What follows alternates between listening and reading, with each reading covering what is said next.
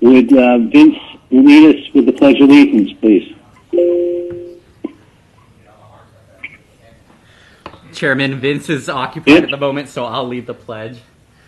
Ready? All right, Ali, thank you. Ready, begin. I pledge allegiance to I pledge allegiance to the United flag States of America, The United States of America, to the to the republic, republic for which it stands, for which it stands, one nation, one nation, under God, God, with liberty indivisible, and justice with for all. liberty and justice for all. for all. Okay, Madam Secretary, since we just did a roll call, we'll consider that to be a roll call at this point in time. Okay. I now invite the Commission Secretary to describe the way the public can access this virtual meeting. Thank you, Chair. This meeting is being live streamed via YouTube at www.youtube.com/City of Santa Ana Video/live and to our website at www.santa-ana.org/cc/city-meetings. While the meeting is in progress, the public may provide a comment by phone. To comment by phone, please dial 1-669-900-9128. Enter meeting ID 315-965-149, followed by pound. When prompted for a participant ID, just enter pound. When the item that you would like to comment on is being discussed, please dial *9. When the comment period is open, I will call on you by the last 3 numbers listed on the caller ID. After you are called upon, you must press *6 to unmute yourself. After you have unmuted yourself, please state your name, your position on the matter, and your comment. You will have 3 minutes. I will alert you when your time is up. Thank you, Chair. Thank you, Madam Secretary. We'll move on to public comments on non-agenda items. Madam Secretary, do we have anyone that would like to speak at this time on non-agenda items? If you'd like to make a comment on a non-agenda item, please dial *9 now. I'll wait a couple moments. We do not have any speakers, Chair. Okay, thank you. Hearing none, we will close the public comments on non-agenda items, and we'll move to the consent calendar. With respect to the consent calendar, item A, I'd like to get a motion on the minutes of the Planning Commission meeting of September 28, 2020. So moved.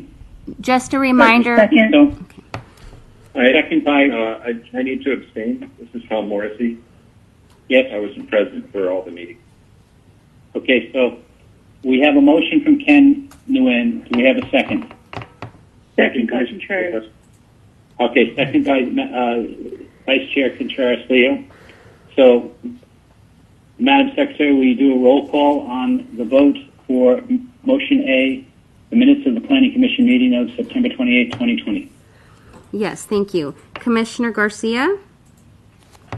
Commissioner Morrissey abstaining. I abstain. Yeah. Commissioner Nguyen? Yeah. Commissioner Fan? I just a quick thing that I want to get clarified. Although we were not, or I was present for the entire meeting, as long as I reviewed the minutes that I vote on, right? That is correct. That is, yes, that is correct. Okay, great. Then I vote yes. Thank you. Thank you. Wait, I didn't hear that. I'm sorry. What she said, what was said was that if you weren't in the entire meeting, you could still vote on the minutes of the meeting at this point in time.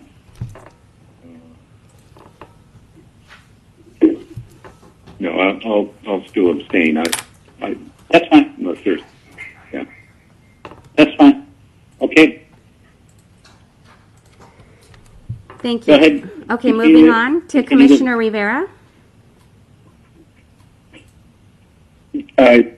Vice Chair Contreras-Leo. Aye. And Chair McLaughlin. Aye. Okay, motion passes 5-1 with Commissioner Morrissey abstaining. Okay. And Commissioner Garcia absent. Thank you. Okay. All right, what we'll do is we're going to hold off on motion B at this point in time if we can, because we are expecting Commissioner Garcia to join us, but I don't want to mark her as absent as of yet. So this is now the end of the consent calendar. We'll move on to the business calendar, public hearings. Public hearing protocol. I will now review the process of the public hearing so that everyone knows what to expect. A, staff will provide a presentation and answer questions from the Commission. B, the public hearing will then be opened. C, the applicant will be given an opportunity to speak limited to 15 minutes. D, members of the public will be given the opportunity to comment limited to 3 minutes. D, the applicant will be given an opportunity to respond to the comments made by the public and limited to 5 minutes. F, the public hearing will then be closed and brought back to the Commission for discussion and formal action taken to approve, conditionally approve, deny, or continue review of the application. Please consider the following suggestions when organizing your comments. Please state your name and address. State whether you support, oppose, or are neutral to the proposal. Your statement will include all pertinent facts within your knowledge. Avoid gossip, emotion, repetition. A clear, concise, non-repetitive argument is most effective. This is now the time and place to consider item number 1, environmental review of number 2018-13, site plan review number 2020-03, variance number 2020-06, and the amendment application number 2020-04 for the property located at 409 and 509 East 4th Street. Please note the decision on the site plan review and variance and corresponding amendment to the environmental impact report is final unless appealed within 10 days. Recommendation on the amendment application and corresponding addendum to the environmental impact report will be forwarded to the City Council at a later date for final determination. Before we begin, do any of the commissioners have anything they wish to disclose with regards to this item? I'll start with Commissioner Morrissey. Yes, I received a overview presentation from the applicant. Okay. Commissioner Nguyen. No, I don't. I don't have any disclose. Thank you. Commissioner Rivera. Yes, I received a same thing overview presentation of the application from the applicant. Okay. Commissioner Fan. Same disclosure as last time. I received a presentation from the applicant. Okay. Vice Chair Contreras-Leo. Same for me. Had a presentation. Okay. And for myself, I had a discussion with regards to certain aspects of the project with the applicant on the phone. Okay.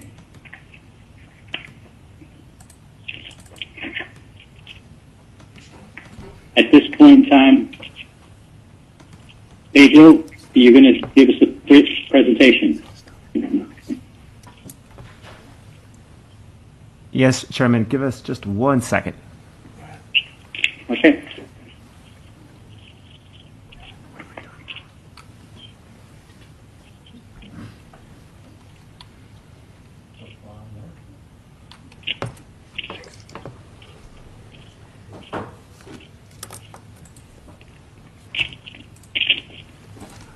Okay, thank you, Chairman. Good afternoon, Chairman and Commissioners. Tonight I will be presenting on the 4th and Mortimer Mixed-Use Development Project. The Commission may recall the work study presentation on this item at the last Planning Commission meeting. As a reminder, this project requires adoption of an addendum to the Environmental Impact Report, or EIR, for the Transit Zoning Code, and requires approval of Site Plan Review number 2020-3 and variance number 2020-06. In addition, the project requires Planning Commission recommendation to the City Council for adoption of the addendum to the Transit Zoning Code EIR and approval of amendment application number 2020-04 for the Transit Zoning Code. The project is proposed to be located in downtown on 2 city blocks addressed as 409 and 509 East 4th Street. 409 will be referred to as Site A, and 509 will be referred to as Site B. These two sites are located on the northeast intersections of 4th and French Streets and 4th and Mortimer Streets.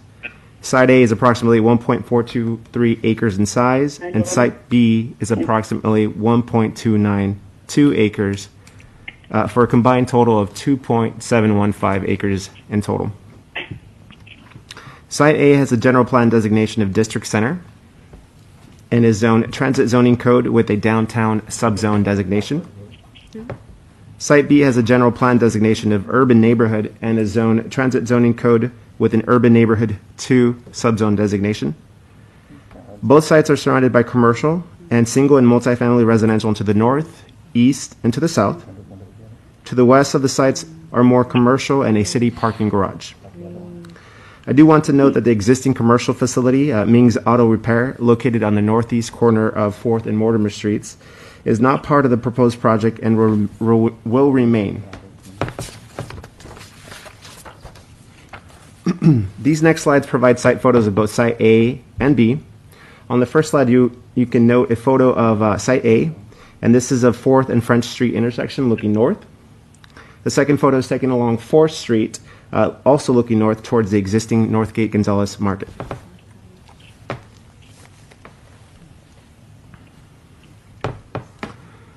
The first photo of Site B is taken from Minter, looking southeast towards Ming's Auto Shop.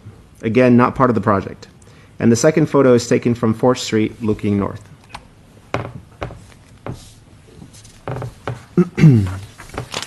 The proposed project includes demolition of the existing Northgate Gonzalez Market and surface parking lot on Site A, as well as the demolition of the existing commercial auto service building and accessory structures on Site B.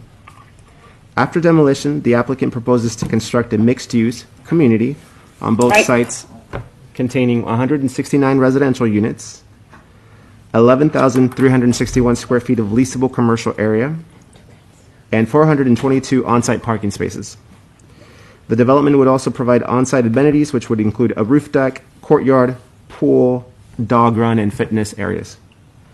Lastly, as part of the project, the applicant is proposing to change the subzone designation for Site B from Urban Neighborhood 2 to Urban Center subzone. The next slides provide the proposed site plan. Site A will contain a mixed-use commercial residential structure with 99 residential units, approximately 3,800 square feet of tenant space designed for an eating establishment, 7,500 square feet of retail space, a resident and leasing lobby, site amenities, a bicycle storage room, and a 4.5-story above-ground parking garage with 230 parking spaces. The building would be 7 stories in height along 4th Street, as well as the intersections of 4th and French and 4th and Mortimer Streets. The building would be 5 stories in height along the remaining French Street and Mortimer Street frontages. Site A would also include approximately 28,500 square feet of open space, including 15,345 square feet of public/common open space and 8,428 square feet of private open space. Site B is designed to be purely residential and will contain 70 units and a 4-story above-ground parking garage with 192 on-site parking spaces. The residential building would be accessed by a lobby from Mortimer Street and would be 5 stories in height across the entire site. Along the 4th Street frontage, Site B would include a courtyard and the residential units, and Site B would include approximately 1,600 square feet of open space, including 16,000 square feet of open space, including 13,233 square feet of public/common open space, and approximately 2,800 square feet of private open space. The common open space for both sites would include an amenity courtyard, a dog run. In addition, the project features private open decks for 59 units on Site A and 48 units on Site B. The next couple of slides provide renderings of the proposed project from a couple of different perspectives. The first one on this slide depicts Site A at the intersection of 4th and French Streets looking northeast. I do want to note that This photo was provided by the applicant as an updated high-resolution rendering from perhaps different from perhaps what the commission might have received earlier this afternoon.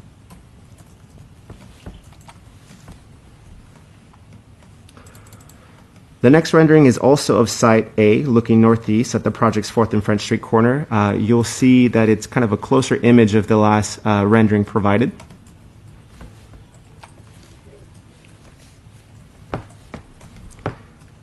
The next slide the commission will see is a rendering along 4th Street, looking north at Site A.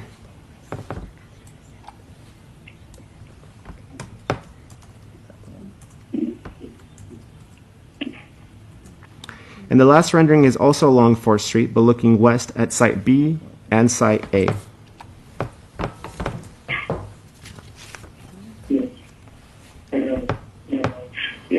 The next series of slides provides an overview of the design of both buildings. Both sites have been carefully designed to be integrated within the existing development pattern of downtown. As seen on these elevations, the ground floor of Building A is designed in the Main Street commercial architectural style, consistent with identifiable patterns typical of downtown buildings. The building's varied height from 7 stories to 5 stories generates a smooth transition from the higher density character of the intersection of 4th and French Street towards the lower density character of the single-family residence to the north and to the east. A landscape buffer is provided for each site, creating a transitional space between the top of the structure and the street level, while also providing screening at the lower level of the garages adjacent to the single-family residences. In addition, the building's architecture is designed to lessen the massing of the project, with its elevations featuring articulation, multiple volumes, and varied architectural styles to mimic the appearance of multiple buildings. Building B's purely residential design complements the existing multifamily developments along 4th Street. Each site has its own unique architectural vernacular defined by the scale, the facade articulation, the roof forms, the materials, and detailing. Varied material/color palettes are also featured on both buildings, in addition to varied window recesses and decorative elements. While color palette is varied across both sites, care has been taken to provide a unified look to correspond to the surrounding buildings. Both structures feature durable brick veneer, glass, smooth stucco finishes, metal awnings, and textured block and panels. Like Site A, Site B also provides a landscape buffer, creating a transitional space between the top of the structure and the street level, while also providing a screening at the lower level of the garages adjacent to the single-family residences to the north and to the northeast.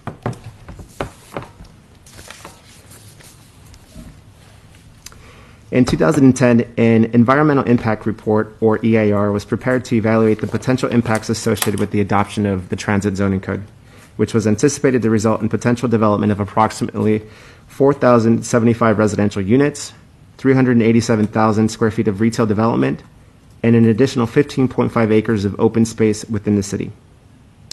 An addendum to a previously certified EIR is prepared when the lead agency is asked to approve modifications to an existing project, for which an EIR has already been certified.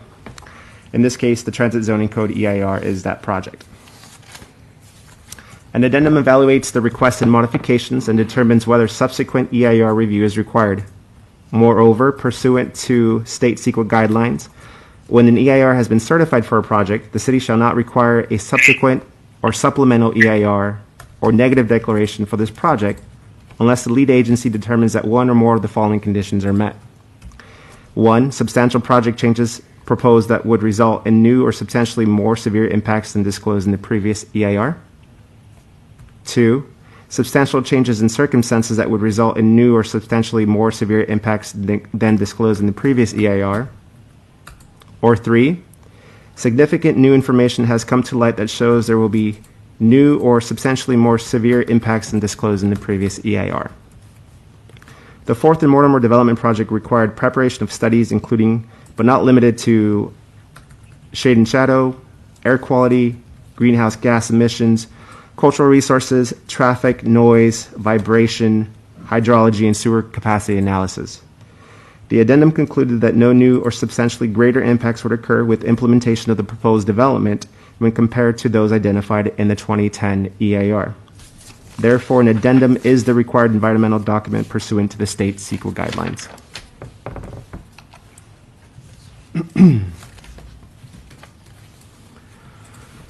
The proposed project includes construction of 2 new line block building types, which is a building that conceals a public garage or other faceless building. However, the current subzone designation on Site B, which is UN2, does not permit the line block building as a permitting building type. Therefore, the project would require an amendment application for a zone change on Site B from UN2 to the Urban Center or UC subzone designation. The UC subzone was selected in order to maintain aesthetic consistency with the proposed building on Site A, to provide a more harmonious design on both sites as they're being developed and managed together as one project. The UC subzone allows Site B to be designed in the same building type as Site A, while allowing each site to have a unique architectural vernacular that complements the neighborhood and that is integrated with the existing development pattern in downtown. The UC subzone designation also ensures an appropriate scaling down between downtown and the surrounding residential neighborhoods to the north and to the northeast.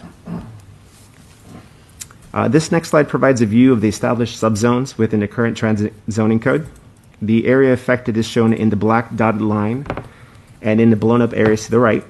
You can see that the entire block where Site B is proposed would be changed from UN2 to UC. In reviewing the existing transit zoning code map seen, it can be noted that the original intent of the transit zoning code was to place UC subzones as both a buffer and transition between the uses permitted in the high-density downtown subzone designation and the less intense UN2 neighborhood designation. With the exception of Site B, all of the adjacent downtown subzone parcels in the transit zoning code are surrounded by the UC subzone parcels.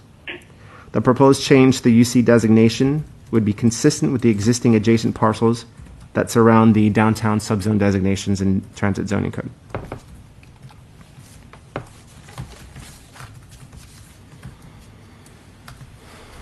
The proposed project is also requesting a variance from the Santa Ana Municipal Code for an increase in the allowable building size and massing standards for the line block building proposed on Site B. The Transit Zoning Code requires that portions of buildings between 3 and 5 stories be only 85% of the ground floor's volume. You can think of this concept if you're imagining a wedding cake design where the first and second floor are the base of that cake and the floors from the 3rd to the 6th floor are supposed to be smaller in size, given that wedding cake design concept. As proposed, the 3rd through 5th floor of Site B would be 100% of the building's ground floor volume, exceeding the allowable ratio by 15% on each floor. Therefore, a variance application would be required to facilitate the construction of the building on Site B. In analyzing the variance request, staff believes that the following analysis warrants staff's recommendation of approval of the variance.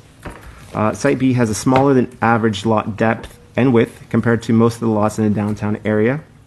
While portions of Site B meet the average lot width and depth, a majority of Site B is smaller than average. Site A takes advantage of a full city block with complete street frontages along every street, while Site B is interrupted by an adjacent parcel not part of this project. This parcel is approximately 6,200 square feet in size, or about 50 by 124 feet. This results in Site B having a smaller than average street frontages along Mortimer and 4th Street. Without the increase in the allowable building size and massing standards, the project would need to be redesigned, resulting in several impacts to the feasibility of the site's development. These impacts would include a loss of parking spaces by requiring a reduction in the size of the parking structure, an incompatible design and unbalanced composition of the massing on the project site, and or a smaller building footprint that would reduce the building's interior floor area and individual unit sizes.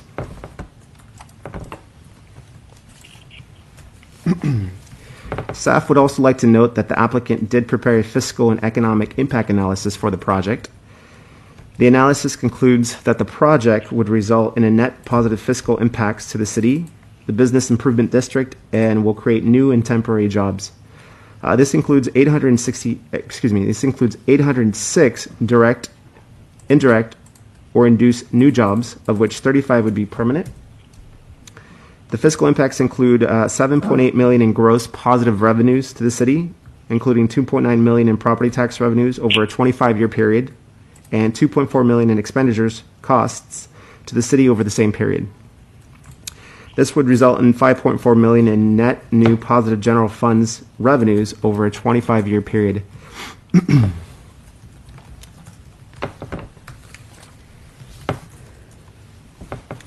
With that, staff concludes this presentation tonight. I'm available for questions at this time.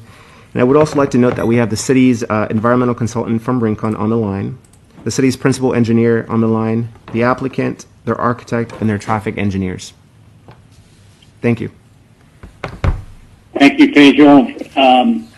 At this point in time, we'll ask the commissioners if there are any questions of staff. We'll start with Commissioner Garcia. Hi, good evening. I'd like to first disclose that I was contacted by or approached by the Kennedy Commission and I spoke to Cesar Covarrubias on the project. So I have one question of staff, and that's if you can help me understand how the zone change does or does not impact the affordable housing requirement, since we are looking at increasing density. Yes. If you can. Yes, thank you, Commissioner Garcia. The Commissioner may be aware that the ordinance was revised recently, and it's in effect as of, I believe, a couple days ago. What that change resulted in was changing some of the language that would have resulted in a zone change triggering the housing opportunity ordinance to now include only general plan updates triggering the housing opportunity ordinance. In this case, the project is in compliance with the general plan designation, including the FAR. And since it's only a zone change, it does not trigger the housing opportunity ordinance. Moreover, the UN2 designation does allow 50 dwelling units per acre, and this project is proposing 54, slightly above that. And the Transit Zoning Code is not kind of a prescriptive density plan. It does provide kind of a range of densities allowable depending on the building type and depending whether the project meets kind of the development standards. So in this case, in our review, staff determined that the project was not triggering of the housing opportunity ordinance.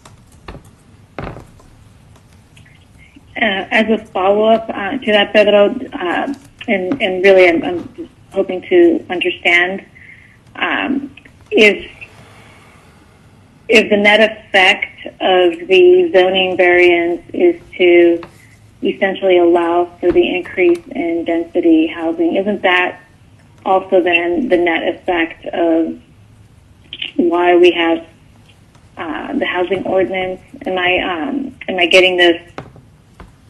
You know, I understand that the WHO amendment is only triggered once we have a request for a general plan amendment, but I thought that the net effect essentially was really whenever there was a request for increased density, regardless of the general plan amendment or zoning variance, that's really what we would look to for affordable housing, or requiring some affordable housing. I think that's where I'm really confused. Are we using a technicality here to get away from our requisite when we're looking at the spirit of the issues here? Thank you, Commissioner. Commissioner Garcia, this is Mintai. So when the WHO ordinance was adopted by the City Council, the Council was very clear that the Council only wants to have the WHO trigger under the general plan, and that the idea is that if the general plan density is provided, the zoning would be consistent with the general plan. So therefore, the density has already been considered under the general plan, and therefore, the zone change is not triggered. That was very clear. That was a point of discussion during the City Council process. And just so that I understand it, so even if the net effect is one and the same, I guess not the concern, but the question really is, as long as we can couch it in terms of a zone variance, then it's going to be fine on the affordable housing issue. Is that The general plan is already that there. accurate?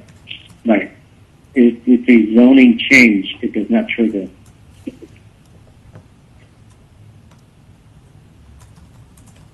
Okay. I think we're still struggling with this a little bit, and then Understood. I get it. so the general plan is not being changed. Is this the current general plan, or is this the proposed general plan? Thank you, Chairman. This is the current general plan of urban neighborhood. It's not being changed on Site B. And if we looked at the new general plan, the proposed general plan, where would it stand on that? There is no change to the general plan on either of these two sites. And so we're talking about Site B here, which does have a different designation than Site A, but Site B is not changing the general plan designation. The current and the continued general plan designation would be urban neighborhood, UN.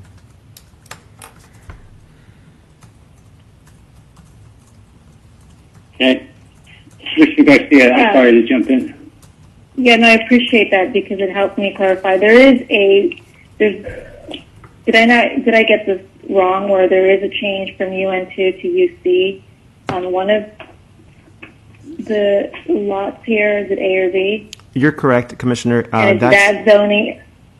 Go And ahead. it's that zoning variance that allows for the higher density. And so I think that's really, and I really want to just understand, I think from a technical standpoint, I understand what you're saying is that when the WHO was amended, it was done so that it would only apply for general plan amendments, and prior to that it also applied to zoning variances. So, but I think that under, and maybe Lisa, you can help me out here, but I think that we're also required to seek or afford, require affordable housing when there's a density increase. And I think that's really, I want to understand how we reconcile the two from a legal perspective and from a policy perspective so that I understand that going forward.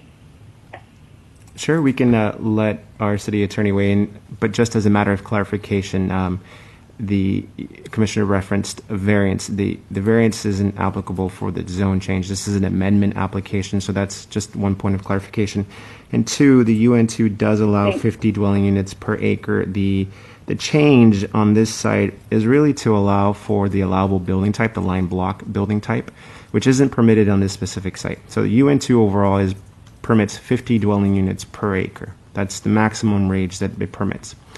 This site, to be kind of consistent with a two-parcel development, which is unusual for Santa Ana, needed to change the subzone designation from UN2 to UC to allow this building type. So that's really the biggest reason for the change, to allow kind of a harmonious design for the downtown development.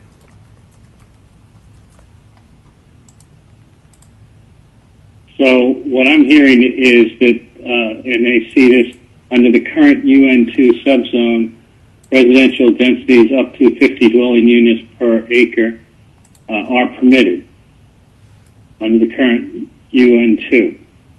That's correct.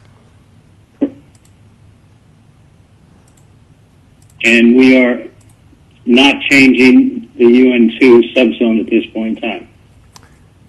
We're changing the UN2 subzone on Site B to UC to take advantage of the afforded line block building type, which is allowed in the UC, but not allowed in the UN2.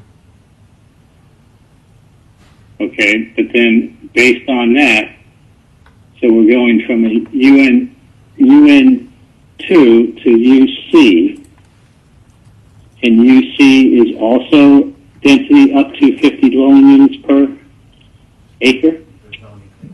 That's correct.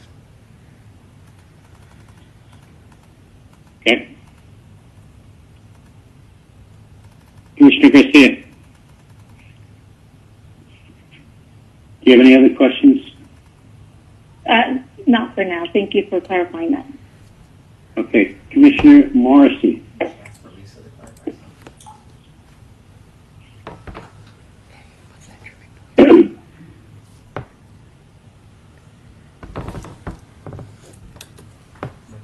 Commissioner Morrissey? Is Commissioner Morrissey? Sorry about that. I was muted. Yes, I do have a question for staff.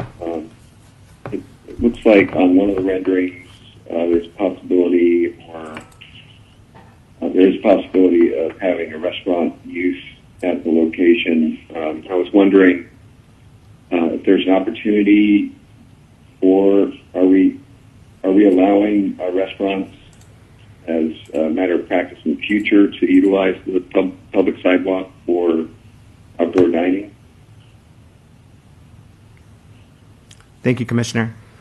The city currently has an outdoor dining application process. A lot of restaurants, pre-COVID, were interested in utilizing some space in the right-of-way for kind of an enclosed area. So we have an existing established process for that.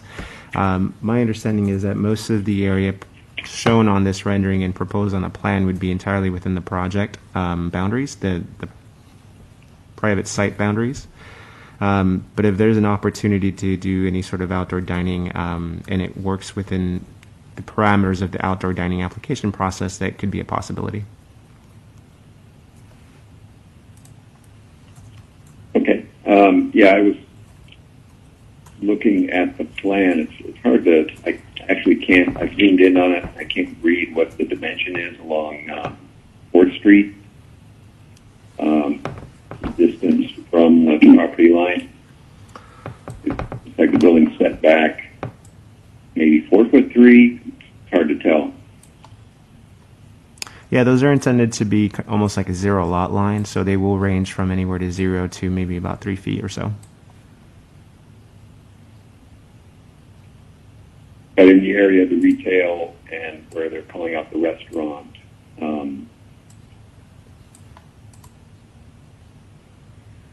yes, I don't have we have 3'7" on one side, and in the retail, it might be 4'3". I can't read the dimension. I don't have the plans in front of me, but that sounds about right. There is a range, and the intention and allowable setbacks within that downtown are to have that zero lot line to take advantage of that public and private interaction with the urban scale.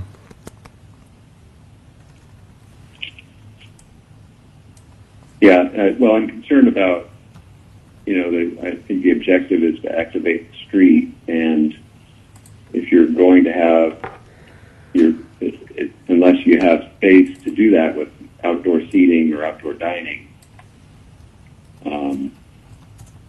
it's not going to happen. So I'm just trying to clarify the dimension there and what the policy is on the part of the city for allowing use of, if we don't have space to do it within the private property, what is the possibility that it happens out into the public sidewalk area? Understood. And as mentioned, there is that existing outdoor dining application process that we work with our Public Works agency. But I'm going to jump in and ask the question on that. That policy is pre-COVID, is it not? Correct. Pre-COVID? Correct. There's been exceptions made during COVID. Right. And so I think the challenge that we're looking at with this is that we don't know what the new norm is going to be, but it in the meantime, it probably for the next year or so could be more outdoor than indoor dining. And I think that Tom is looking at trying to sort out what opportunity is there. Is it something that can be bumped out into the street, or is it something that is strictly going to be held to the sidewalks? Understood. Hopefully by the time that this project is completed in 2 or 3 years, we won't have to worry about COVID. But in the meantime, if you've seen on the rendering, they have kind of taken into account this storefront design that opens up to allow kind of the ventilation. So there's more of an opportunity to have kind of an outdoor approach to dining versus kind of a fully enclosed. And these types of changes you'll start to see in a lot of designs as kind of the impacts from COVID as well, where maybe you'll have either partially or maybe all outdoor designs. So I wouldn't be surprised if we see them more often.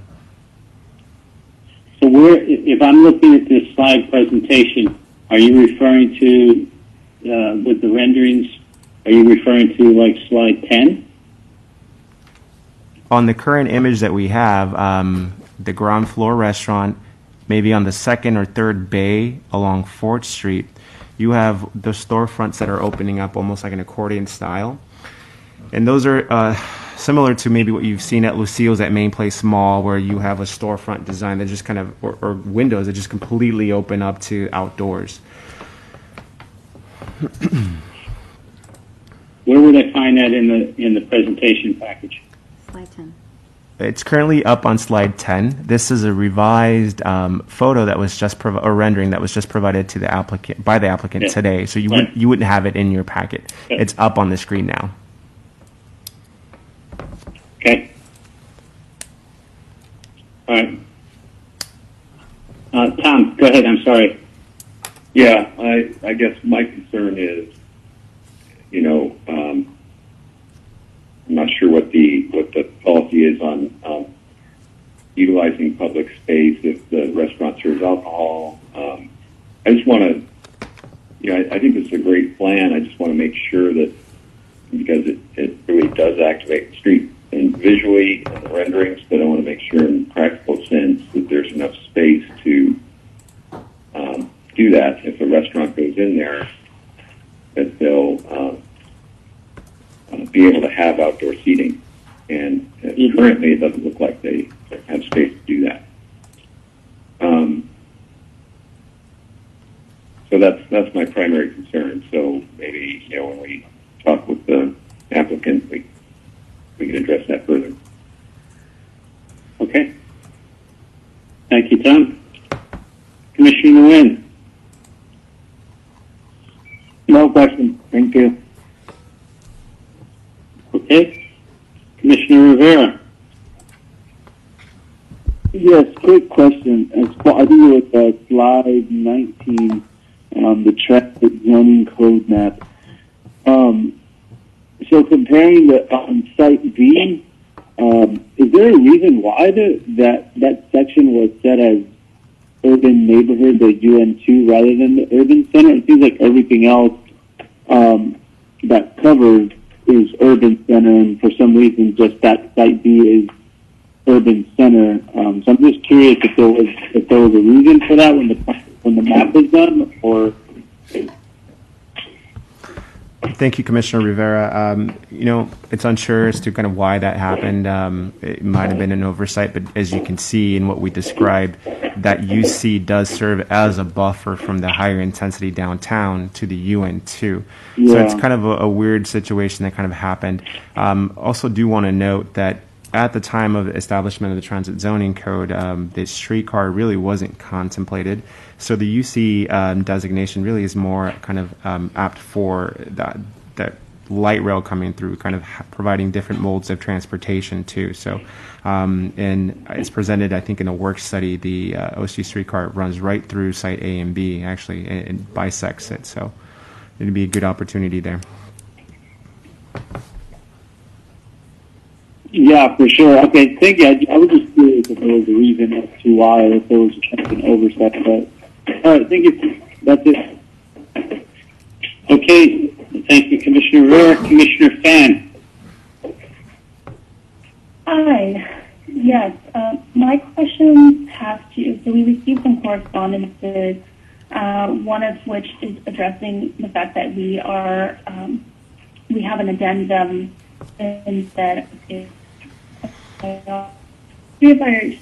consultant can't address that because there was a 20-minute EIR which we will go, and this is obviously a somewhat development, right? And so we can kind of talk a little bit about that. Obviously, I know that the staff position suggested that, it's consistent with the 2010 EIR, but it would make feel better if you could talk a little bit more about that and the findings. Thank you, Commissioner. We do actually have our consultant on the line, but before we, determine if further follow-up with her is needed, mentioned at the presentation that we did have studies provided for this project. And those studies kind of, they determined that there wouldn't be any sort of additional impacts further from what was analyzed as part of the 2010 EIR. So really, pursuant to kind of the state CEQA guidelines, we can't really consider any other document. It has to be the addendum, because those three kind of pronged requirements weren't identified as part of the overall review and analysis of the addendum. So the language is pretty clear and says shall be an addendum. Don't know if our consultant would like to maybe clarify a little bit more if she's on the line. Suzanne? Sure. Yeah, can you hear me? We can hear you.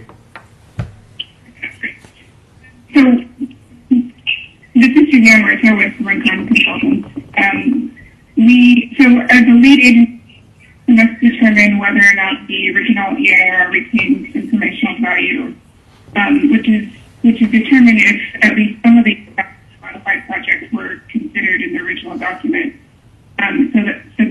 So the original EIR is a comprehensive EIR that provides, detailed impacts and measures that directly apply to the project. So the original EIR definitely retains additional value. And as throughout the addendum, all of the applicable mitigation measures will be applied to the project. So, like Juan said, Pedro said that not additional impacts what was found in the EIR. So we do believe that the addendum is the appropriate document.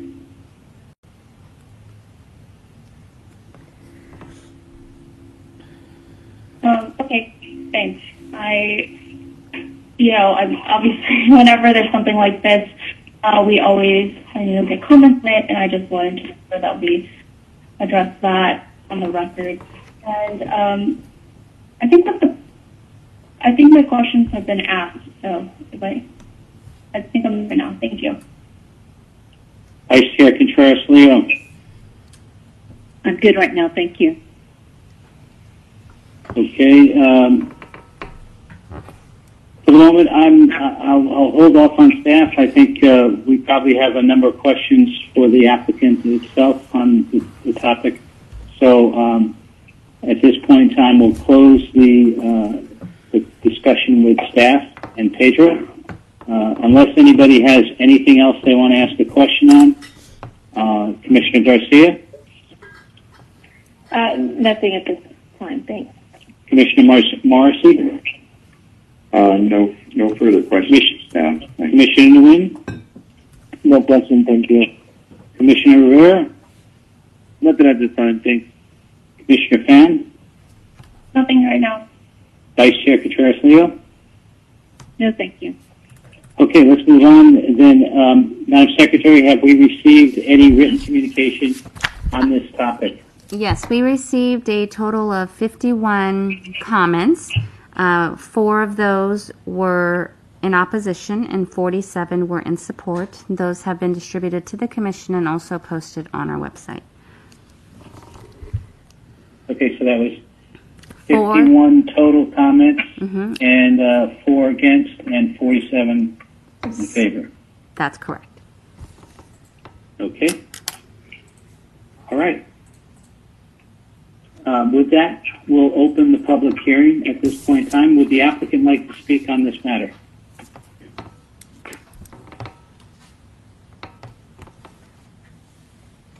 Can you hear me? Hello? We can hear you. We can hear you. Thank you.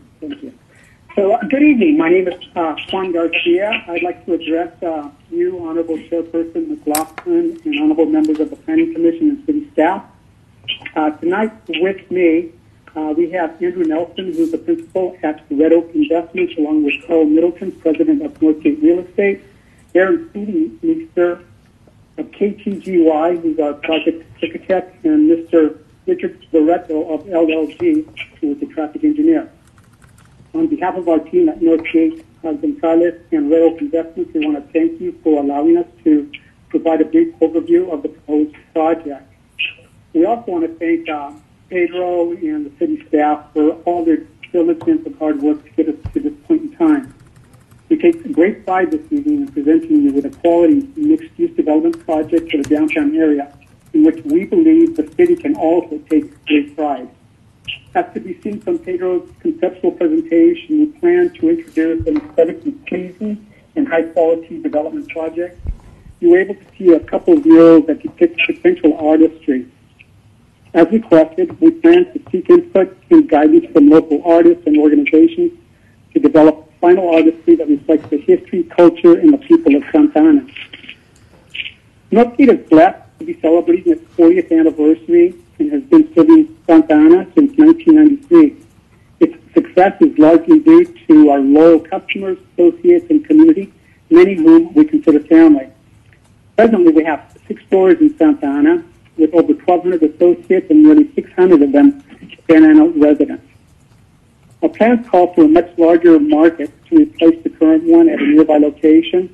The new market is going to have a fresh Mercado format. We will have more parking to provide for safer pedestrian and auto circulation. I want to note that no employees will end up losing their jobs as a result of the market's closure. We will be looking for other places to put them at, right there within the area. The proposed mixed-use development is one which the Gonzalez family will hold long-term, as our plans are to continue to be a part of the fabric of the city. Also important to note is that the Gonzalez family is very committed to affordable housing and hopes to soon announce an opportunity that we are pursuing. The development is consistent with the intent of the Transit Zoning Code. It puts mixed-use housing and retail in the right place in the downtown, next to where the Orange County streetcar line will run.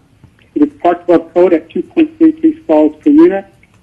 As was depicted in a couple of the renderings Pedro presented, our vision for the development is to enhance the neighborhood, promote a pedestrian-friendly experience, and help to activate the street area with new retail businesses, which ideally generate outdoor activity. The development is projected to make significant economic contributions to the city through impact fees, vibrancy, economic stimulus, and jobs, which are currently estimated at $9.3 million net benefit to the city's general fund over 25 years. $500,000 for parks, $450,000 for schools, along with hundreds of temporary construction jobs and dozens of permanent future jobs. We thank you for your time and consideration. While we're still working on the project conditions, there is one we would like to have addressed at tonight's hearing. It's condition number 6 associated with the public art plan, and Andrew Nelson will speak to it. Beyond that, our team is happy to address questions the honorable body may have. Thank you very much. Thank you. Andrew Nelson here. Yep. Just real briefly, on page 1-27 of your package, we have the project conditions of approval.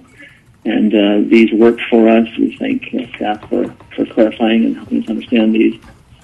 Condition number 6, with regard to a public art plan, we're very excited about the potential for a statement art piece here, and would just ask the Commission's consideration to change the timing on our submission of a public art plan from having to have it ready at the time we pull our building permits to instead having it ready by the time we do our certificate of occupancy.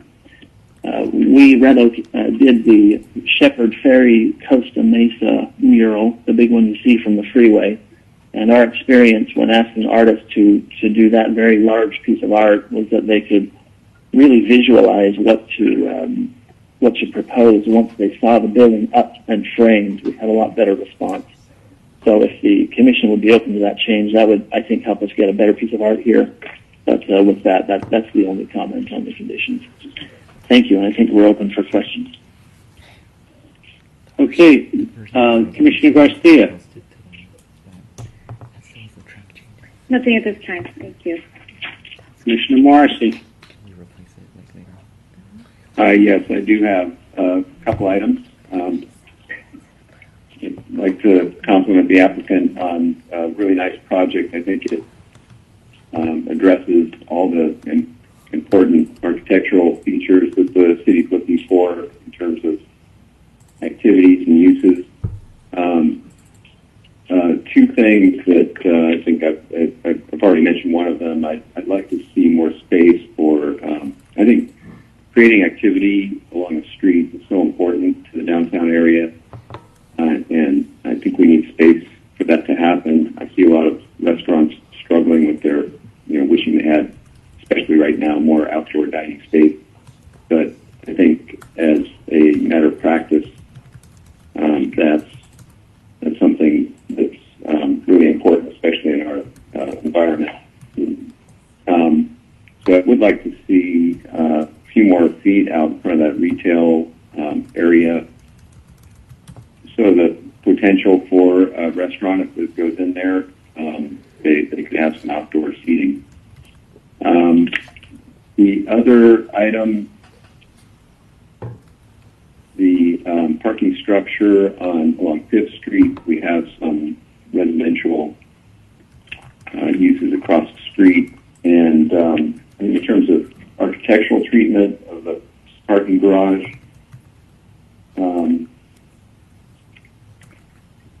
I think I'd like to see more happening there in terms of creating more scaled down appearance for the uses across the street. I don't know what that is. If it's taking the green, I don't know if that's a green screen you have planned there or just a hedge. It looks like it's just called out as a landscape buffer on the elevation I'm looking at, but it was a green screen that went up a couple of stories of the parking structure, or created some sort of plaster treatment along there on the lower couple floors. I think that would help greatly. Right now, it's called out as painted concrete, so it's 1, 2, 3, 4, 5 levels of parking structure facing the residences there. So those are my two comments. Overall, I think a really nice project. Love the mural and architecture, the Monterey style. I think it's great. Okay. Commissioner Nguyen. No comment. Thank you. Okay. Commissioner Rivera. No comment. Thank you. Commissioner Fan. Hi. I'd love to echo what Commissioner Morrissey said. I do think this is a great project to help transition from downtown space into kind of more the single family, while still utilizing, the mixed-use model. I do understand that there were some frontage issues, but for clarification, on 5th Street, clearly on Lot B, it seems like we have enough landscaping there, based on what I reviewed, right? Was the frontage issue more on 4th Street and Mortimer?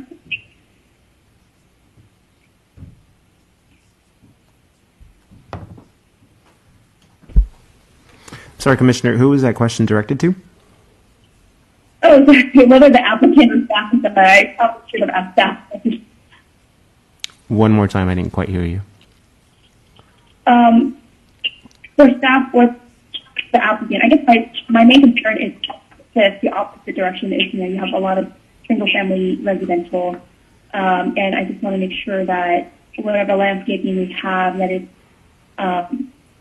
adequate and far back. Because I understand we have some lot line issues because the lot is a little bit smaller than usual.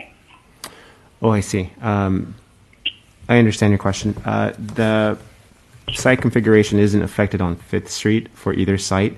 The applicant is providing more than what the required setback would be for that landscape area. And we can talk about this now or later, but as a matter of kind of clarification, we did speak to the applicant about the concern of the visibility of the parking structure that you and Commissioner Morrissey share. And we did, as part of the site plan review, request that a minimum 36-inch box trees be placed on there versus our normal required 24-inch box trees. This would allow kind of more mature trees to be placed in that area. What we could also consider, if the commission desires, is staff adding it maybe additional language as part of that to maybe include minimum trunk height requirements or any sort of mesh trellises requirements that would help kind of screen the parking structure. Ideally, the plan as part of the site plan review is to ensure that there would be mature trees in place during installation, so we wouldn't have to wait for a growth period of maybe 5 to 10 years before there is screening. The trees are great. I think there's a lot of flexibility in ensuring that parking structures look nice and are attractive. You have to look at them all the time. You can find somewhere it's decorative art or art, some type of mural-like thing. I think that there are ways that we can address that in addition to the trees to make it more appealing to residents who have to see it all day. I just very much hope that it doesn't just stay gray concrete. Because even with the trees, I don't think it'll make enough of a difference when you have, 4 or 5 story parking structure. Yes, 3 or 4 story parking structure. So that's one thing. I'm definitely open to that, changing that condition to after pulling the building permits. Definitely, as an artist, you want to see what you're working with, and it can be difficult to envision that piece if the building is not there. But if that's the case, I would like to condition it on having some type of deadline where the art is commissioned and completed, so that it doesn't sit empty for 2 years or so after the building is completed. Is that something that the applicant would be amenable to? I will speak on that. Yes, that's exactly our experience in Costa Mesa and what we would do here. You get a building up, you give the artist a finished surface they can envision, and probably much of it goes on while you're completing the paint and the rest of the job. So certainly within 6 months to a year of C of O, that artwork can be complete. Great. And for the applicant, I know last time I did bring up potentially having a mural of some sort also on Building B, because the southeast corner, at least in the renderings, are pretty white. It doesn't have that same kind of color, or it's just a blank corner.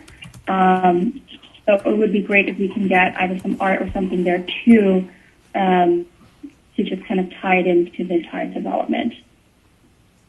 Thank you. I'll just say we welcome that comment. The art locations are conceptual, and the art plan that will go through with the city, we want to put the art in tasteful places, and that's a good comment. So great. Okay, thank you. That's all the questions I have. Okay. Go ahead.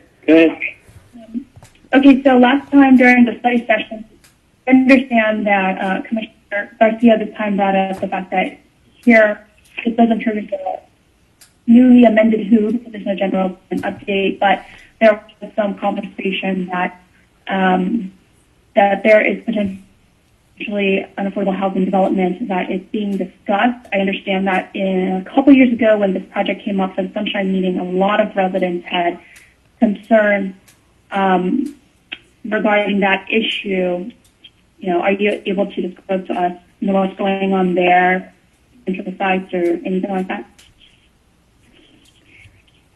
So, Carl, would you mind maybe chiming in right there? Hi, this is Carl Middleton. Am I on? Yes. Okay. Thank you for asking that question.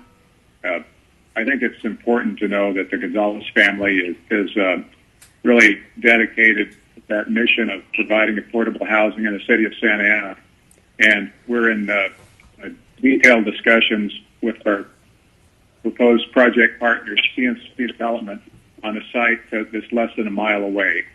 And we would anticipate in that location to have a completely affordable project with approximately 40 units or more. So while it's not required a project, we see it as a long-term investment in the city of Santa Ana that we want to continue.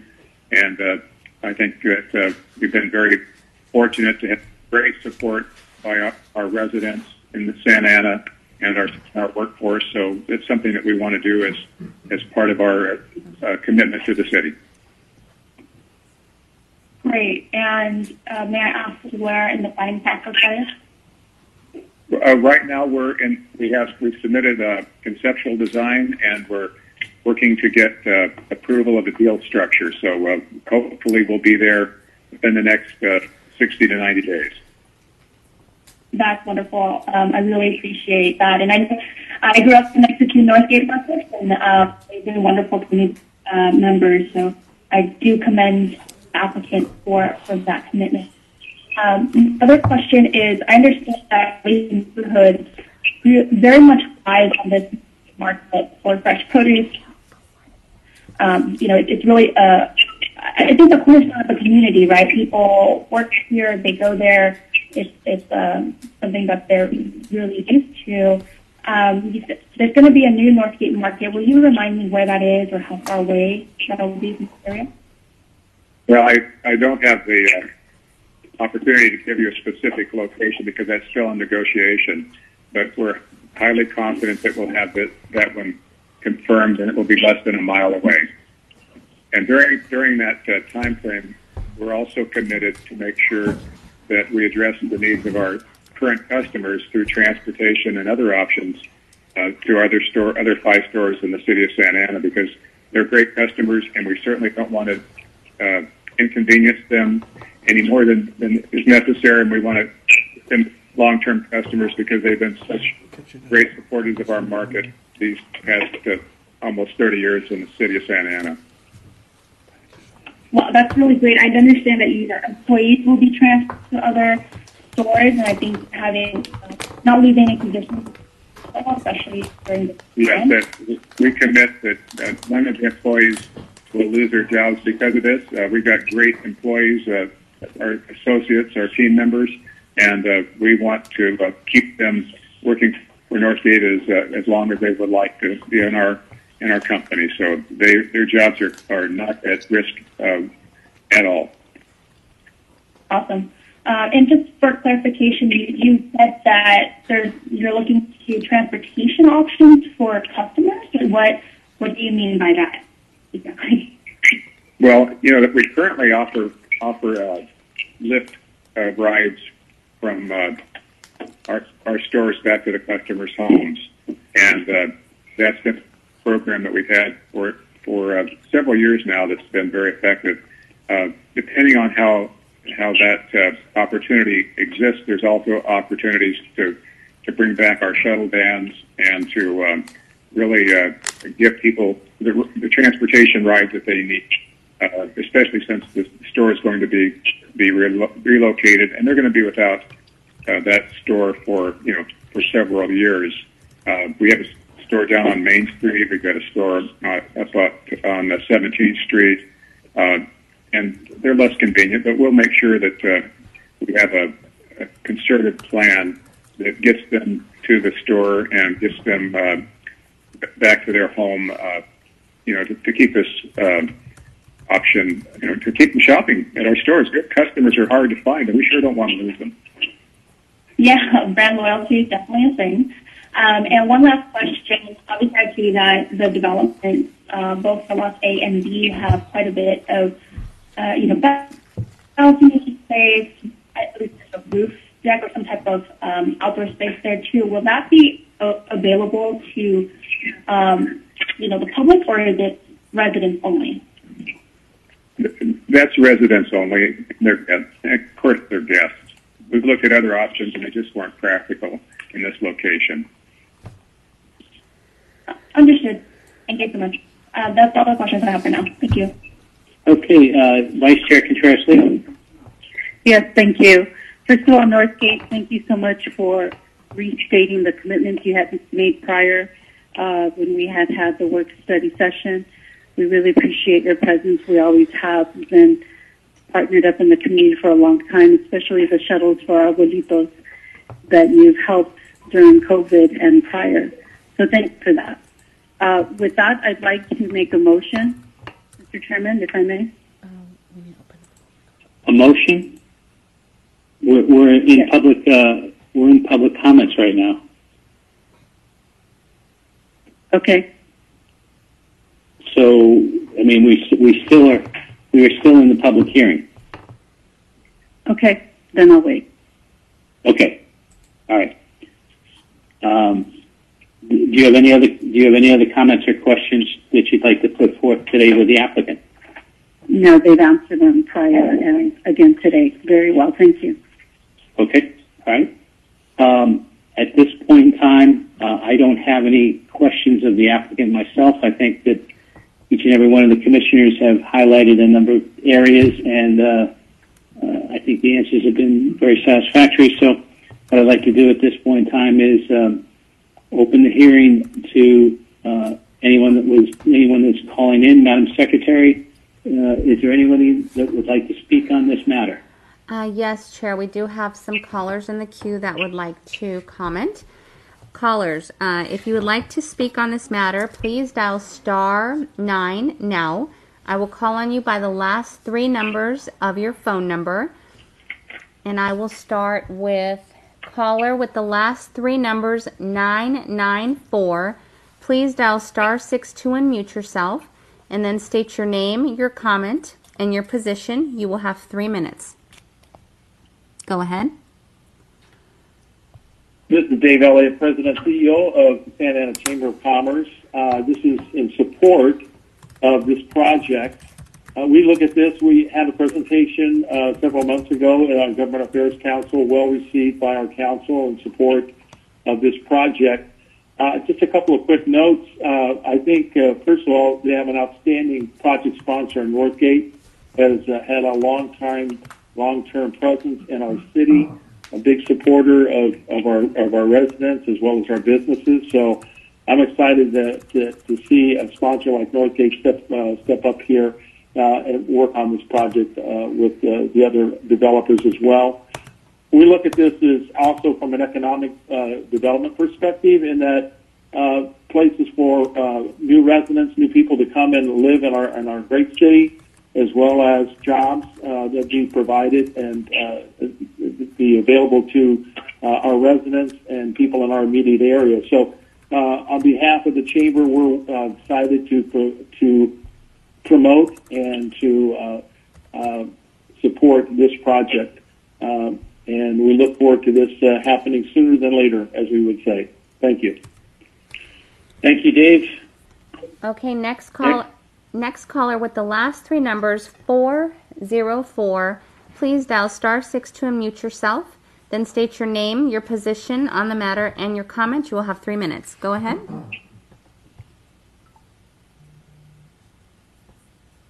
Caller with the last three numbers 404.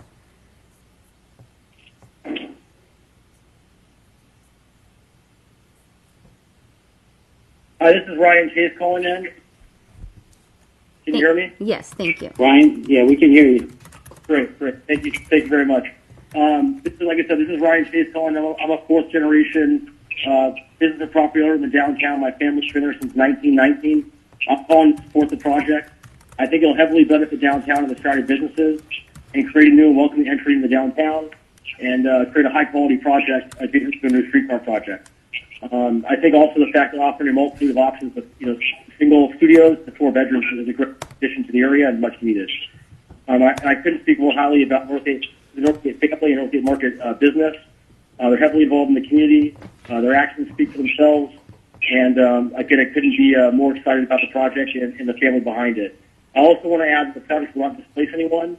and the current store and employee will move nearby for a better site to accommodate a larger site and better access. Again, I support the project. I think it'd be great for downtown, and again, couldn't think of a better family behind the project. So please support and approve this project, and let's, like Dave said, let's get a shovel in the ground. Let's move in as soon as possible. Thank you. Thank you. Okay, thank you, Ryan. Caller with the last three numbers 148. Please dial *6 to unmute yourself. State your name, your comment, and your position. You'll have 3 minutes. Please go ahead. Hello, this is Richard Drury. Can you hear me? Yes. Hello, can you hear me? Yes.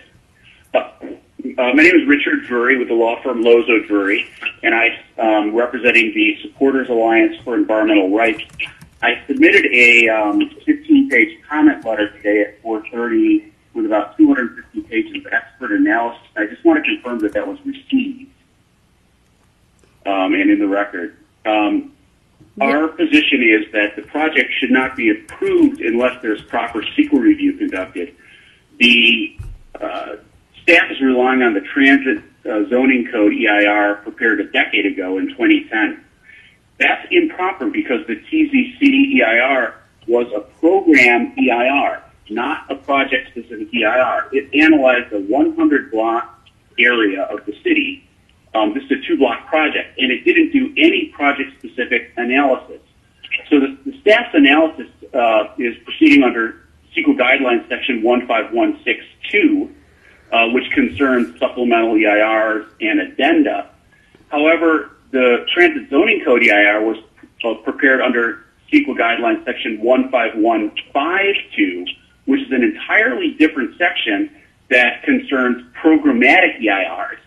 And that's not my opinion. That's what the Transit Zoning Code EIR states in the EIR itself. It says that it's a program EIR under 15152.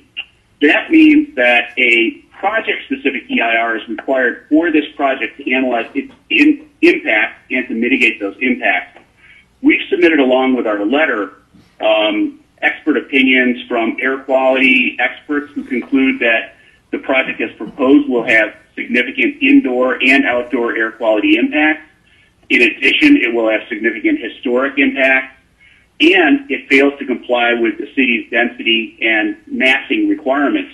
In particular, it requires an amendment to Municipal Code Section 41-2023 to allow greater density and massing on the 3rd through the 5th stories. And it also exceeds the density of 50 dwelling units per acre that's allowed under the general plan.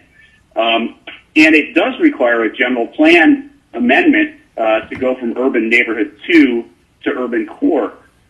That triggers the housing opportunity ordinance, and so the project should be required also to include affordable housing. Right now, it's a fully market rate project.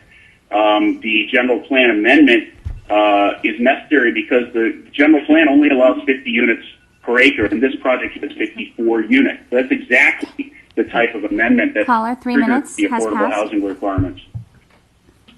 Thank you, and I'd be happy to respond to any questions. Thank you, Richard. We appreciate that. Next. Thank you, Chair. Caller with the last three numbers 433, please dial *6 to unmute yourself. State your name, your position on the matter, and your comment. You have 3 minutes. Go ahead.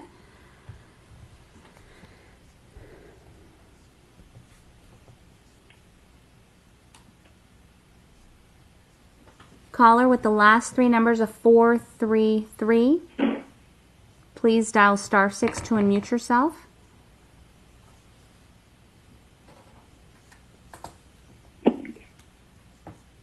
Hello? Yes, we hear you now.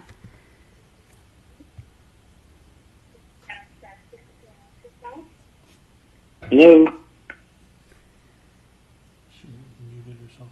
Caller 433 there. Chair, it looks like she muted herself again. I will go to the next caller and then we'll come back to her. Is this? Should I read it? Oh, I apologize. That was the last caller. I will call on her again. Caller with the last three numbers of 433. Please dial *6 to unmute yourself. Okay, Chair, let's come back to her. We did have one more person raise their hand to speak. Caller with the last three numbers of 497. Please dial *6 to unmute yourself. State your name, your position, and your comment. You have 3 minutes. Go ahead.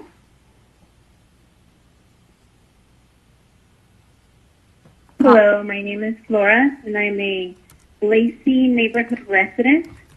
My family and I have lived in Santa Ana for 4 generations. I myself have lived in this neighborhood my entire life, and I strongly oppose the 4th and Mortimer mixed-use development. This project will only create more density in Santa Ana, which we already have a problem with.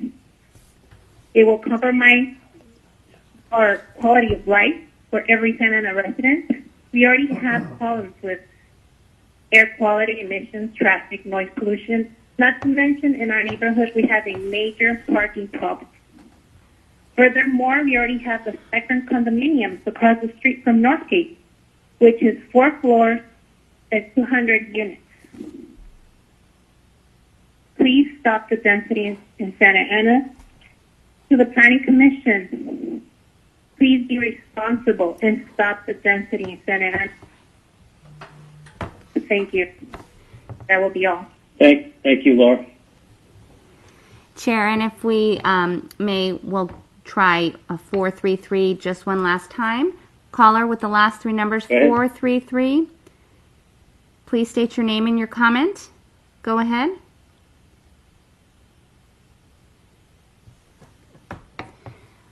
Okay, we're not getting a response from her. We do have one other person who would like to speak. Caller with the last three numbers, 602. Please dial *6 to unmute yourself.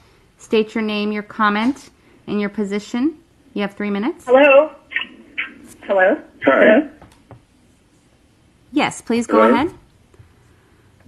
Okay, my name is Andre Roberson. I'm with the Power of One Foundation, and I am for the project. I am a partner of Northgate Market and the family, and I speak from the side of community. I was born and raised in Santa Ana, right near the location of the proposed project, and I really think that with their response to the community and being community involved and driven, that this would be a positive project to move forward.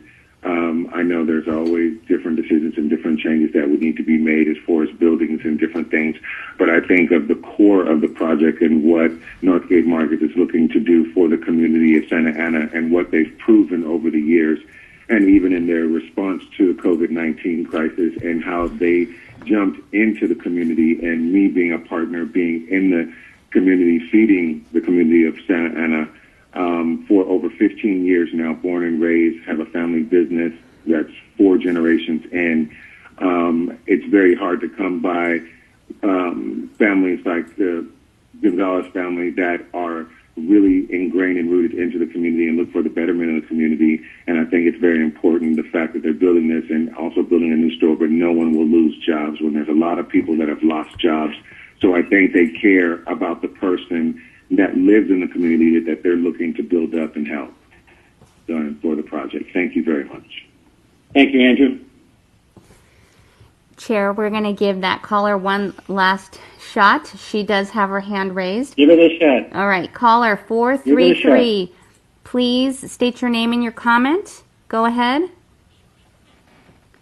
Dial *6 to unmute yourself. Caller 433. Hello? Yes, Hello? yes, thank you. We have you on. Hello? Yes, please go Hi, ahead. Can you identify identify who you are? Hello? Chair, she has muted herself again. Okay, well, then, at this point in time, we'll move on. Okay. And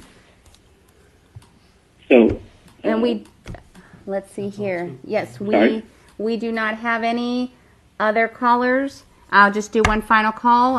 If you'd like to speak, please dial *9. Wait a couple of seconds.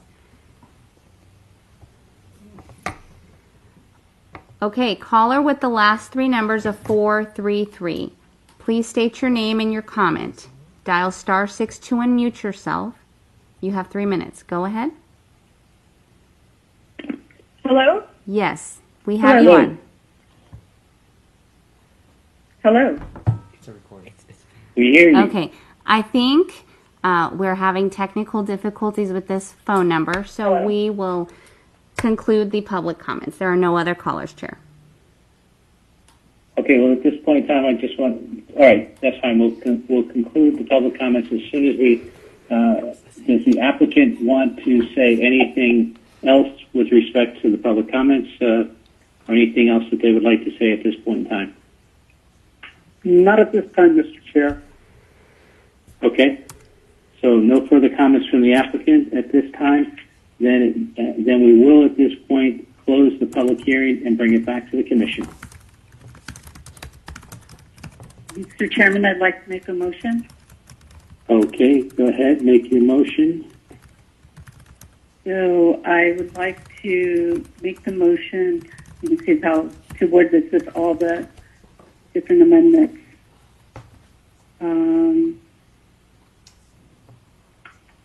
Trying to reopen my computer, sorry.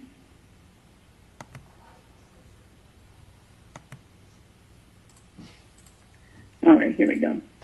All right, I'd like to make a motion to move forward the environmental review number 2018-13 site plan review number 2020-03 variance number 2020-06 and amendment application number 2020-04 to allow construction of a new mixed-use development at 409 and 509 East 4th Street, with also the change to when the art would be ready. Okay. We would change that language. Do we have a second to Vice Chair Contreras-Leo's motion? A second. This is Ty. Ty, okay.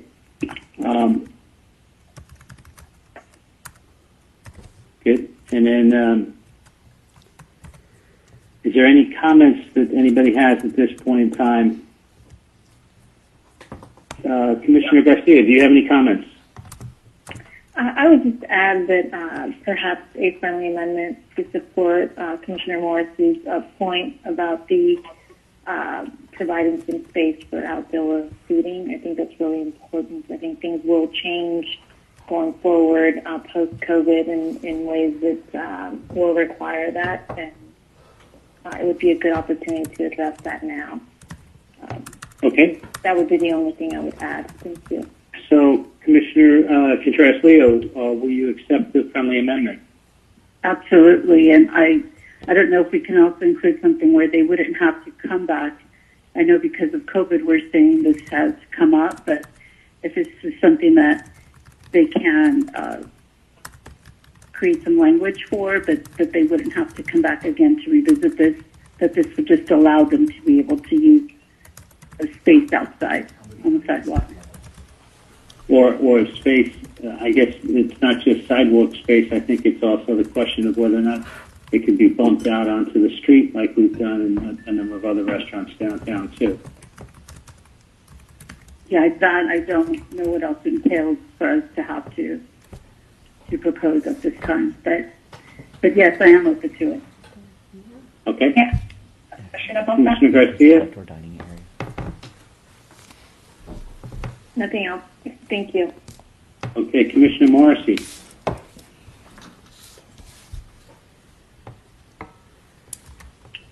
Yes, thank you. I have a question. Have we received input from the city attorney on if this does require, in fact, this project-specific equal analysis? Hi, this is Lisa. Can you hear me? Yes. Yes. We are confident with our teacher consultant that there was no subsequent CEQA analysis that was required other than the addendum that was prepared. There were no new substantial changes that required anything further. So, are you saying that the comment by legal the legal individual just before this. It would be Richard Drury. Mr. Drury? Yes. I mean, the document he said that they submitted at 4:30, which was 200 plus pages. we were not able to review and respond adequately to that, but we are confident with our CEQA consultant, and if you'd like to consult them further, but we're comfortable with our findings. Okay, Tom? Okay, I just wanted to make sure that, for the record, we had checked in on that. I appreciate the friendly amendment. I'm not, is staff going to draft language on that, or how's that? Thank you, Commissioner. As far as the outdoor dining, Yes. there is an application that the different businesses go through with Public Works. So I'm not quite sure what you want us to add as a condition, to be honest.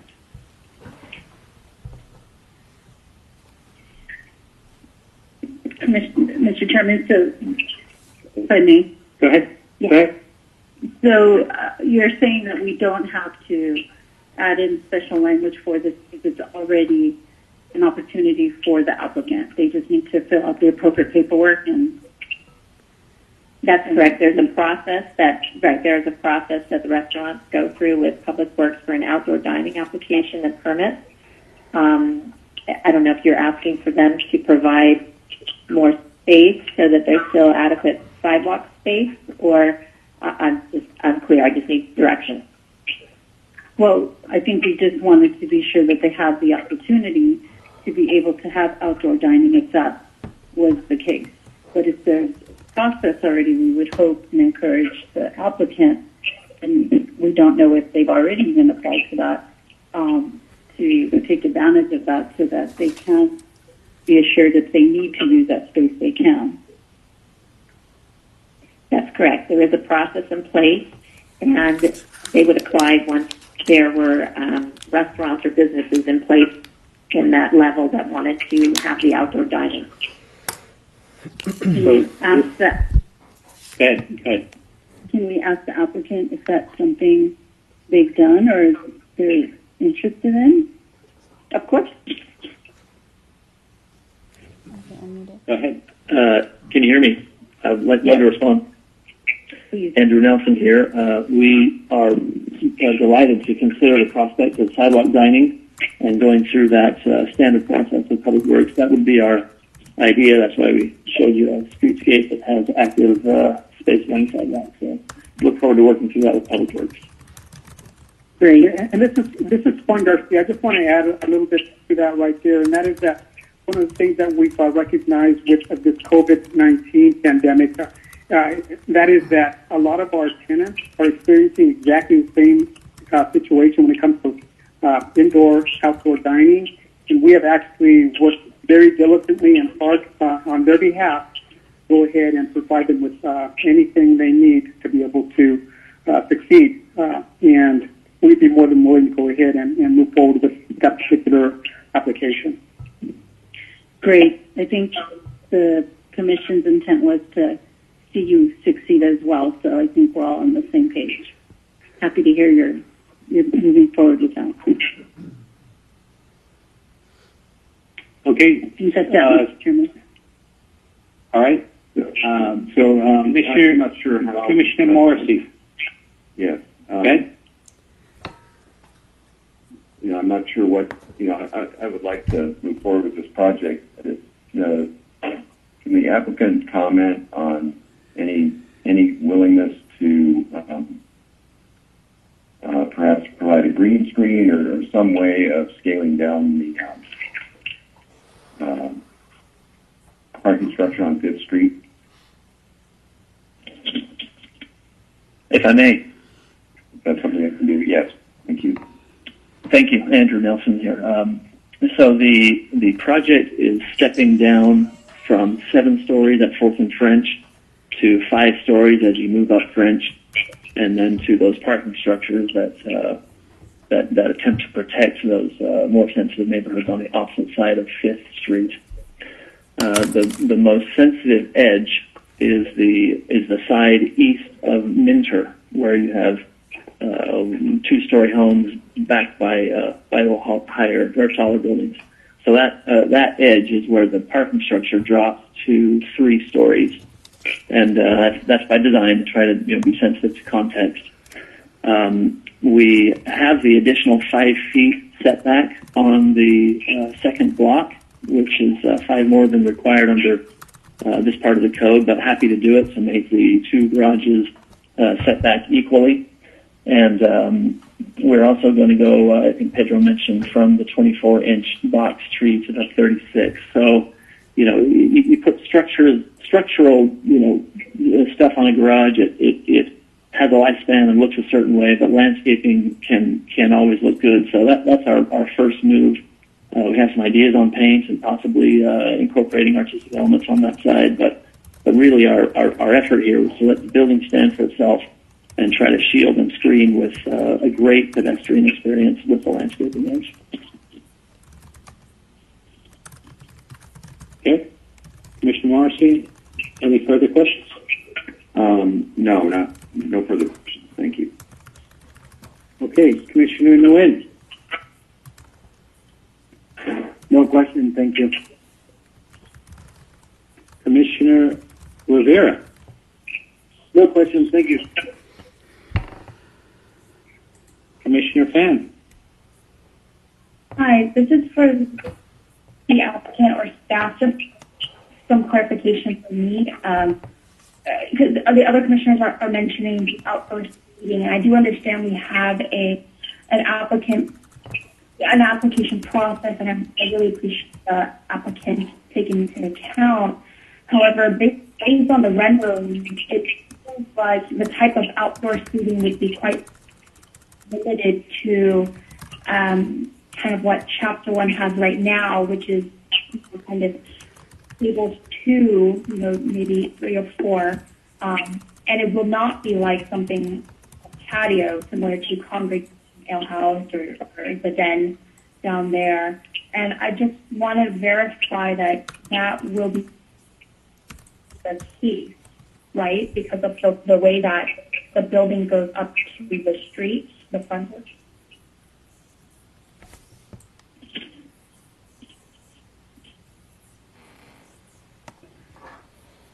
Hi, it's Carl Middleton. The intent here would be to utilize our great weather as much as possible, and the idea of having al fresco dining is something that we really support. The Californians are very climate sensitive, so a couple degrees difference gets people inside pretty quickly. So we like the idea of the accordion style doors that we can open up the restaurant to the weather when the weather's ideal, and when it's not, we can close them and perhaps have less seating outside. But it's the idea is to I think we're in concert with you on the idea of activating the street, providing for outside dining, but we don't have all the details yet. I can't commit to you that we will work with staff to come up with a plan that meets your intent, though. Oh, that's great. I mean, I'm COVID right now, we can't really base on what's happening right now and think that it will be the same in 2 years, but I agree that there will be some changes. I like the idea of like a California room or like you said, an accordion door. I just don't want us to be under the impression that, with the amount of sidewalk space that is available, that there will be some type of patio outdoor dining, say that some people can rent out for a party when it might not accommodate 40 people or 30 people. So I just wanted some clarification on that, but it seems, not really going to get an answer to that until, I guess this project moves forward. Okay, that's it. Thank you. Okay. Vice Chair Contreras-Liu. I'm good, thank you. Okay. First of all, I'd like to just, again, I think everybody else has basically said it. but thank Northgate for taking on this project and taking on the development of this area and to help improve, shall we say, its presence in downtown Santa Ana, help the downtown Santa Ana area. I think most people are pretty much in favor of this at this point in time. I would like to go back to one comment that was made by Richard Drury, and that is that he made the comment about the fact that the units, that we actually were 54 units per dwelling units versus 50, which would trigger the WHO. And I guess, how come we have a difference in opinion on that one at this point in time? I think that's probably a question for Min.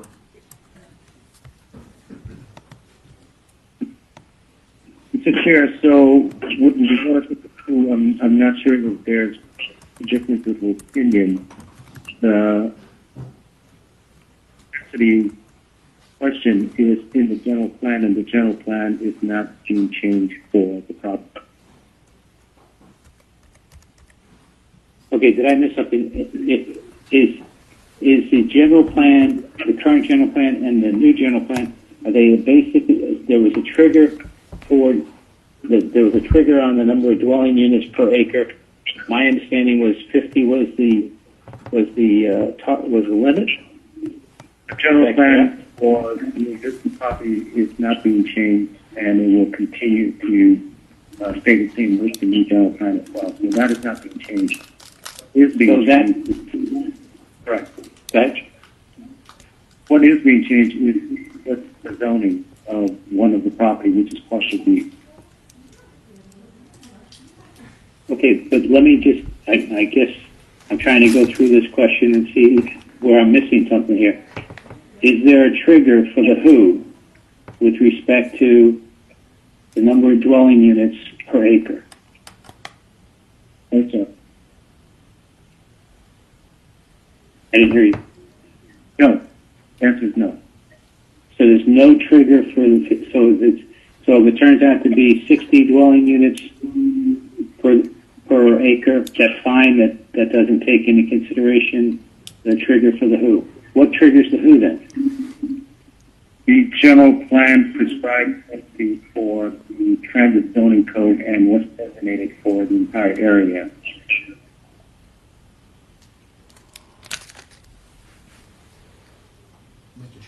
Mr. Chairman? Hi, Vince Vergrosso. Yeah, go ahead, Vince Vergrosso. Let me just clarify a little bit more. Where the confusion lies is the transit zoning code is a form-based code that's more intended to address the form, the shapes of the building. That density range is just an average estimated density based upon the type of product they're building. They're building a line block project, which means based upon our best estimate, when we put this code together, we were looking at about 40 to 50 units per acre. It was never a locked-in type of density. If they can design a project to meet those standards, they can put as many units as they want on there. It was just a rough range based upon our best guess of that type of product, the density for that type of product. So like Min mentioned, there's no general plan amendment at all on this project here. It's just a code amendment to change the project from the UN2 to the urban center. It's a zoning code change, which does not trigger the WHO.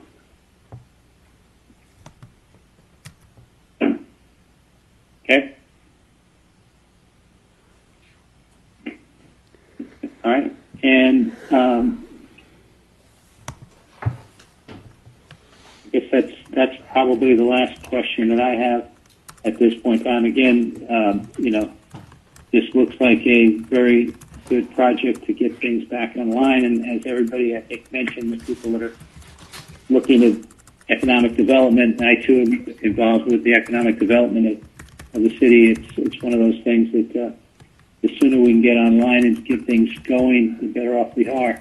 There will be some density changes for sure, but I think that's all part of the urban fabric that we have at this point in time.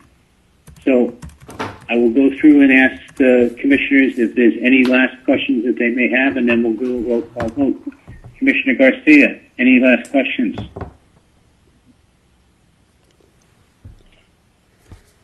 Commissioner Garcia? No, I don't think, no, I don't think so. Thank you. Commissioner Morrissey? No further questions. Commissioner Nguyen? No questions, thank you. Commissioner Rivera? Sorry, no questions. Commissioner Fan? No question. Vice Chair Contreras-Leo? No more questions, thank you. Okay, I have no further questions at this point in time. Madam Secretary, will you do a roll call vote on this item? Yes, roll call vote. I have a motion by Contreras-Leo, second by Fan. Yes, okay. Go ahead. Okay, I will continue with the roll call vote. Commissioner Garcia. Aye. Commissioner Morrissey. Aye. Commissioner Nguyen. Aye. Commissioner Rivera. Aye. Commissioner Fan. Aye. Vice Chair Contreras-Leo. Aye. Chair McLaughlin. Aye. Motion passes by unanimous consent. Thank you, Madam Secretary. Thank you, Northgate. We appreciate you joining us this evening, and good luck with your venture. It looks like a great project. With that, we will go back to, just for the sake of discussion, we do not have to do excused absence since we have a full commission at this point in time. So this concludes the business calendar items, and we'll be moving on to the work study session. And now is the time to review and discuss the proposed development project located at 1801 East 4th Street. Please note, no action will be taken on this item. Selena, you will be presenting to us this evening. Hi, Chair. This is Commissioner Fan. I have a disclosure to make. Go ahead. Hi. Okay, so I have to recuse myself from this project as my employer, Lieutenant Tucker, has represented the developer for over 30 years prior to my starting work there, and so I will now mute myself and remove myself from the room. Someone please let me know when they come back. Thank you. Okay. Thank you very much, Commissioner Fan. All right. Selena, are you ready? Yes, good evening, Commission. This is Selena Kelleher, Associate Planner. Tonight's work study session is for the Central Point Mixed-Use Development Project. Next slide, please. This project is located at 1801 East 4th Street, and the project site is one of the few remaining vacant undeveloped parcels in the city. The project is an 8-acre site immediately adjacent to the I-5 freeway and just north of 4th Street. The general plan designation for the project site is District Center, and the zoning is Professional Administrative Office with the Metro East mixed-use overlay. The surrounding uses to the north, south, and east are office buildings, and the project is located in the active urban district. This district is intended to be the most intense level of development within the Metro East area, with development opportunities for office, residential, commercial, and hotel uses. In addition, the overlay designates that Cabrillo Park Drive should incorporate pedestrian-oriented design. Next slide, please.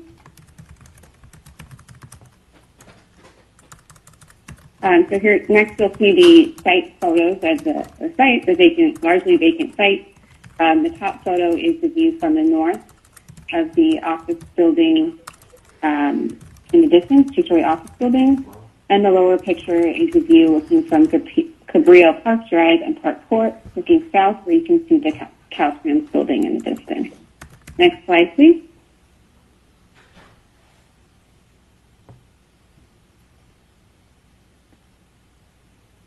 Sorry, I think there's a bit of delay on my end. Okay, there we go.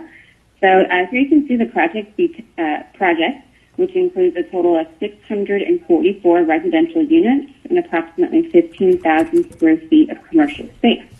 This is broken down into two buildings.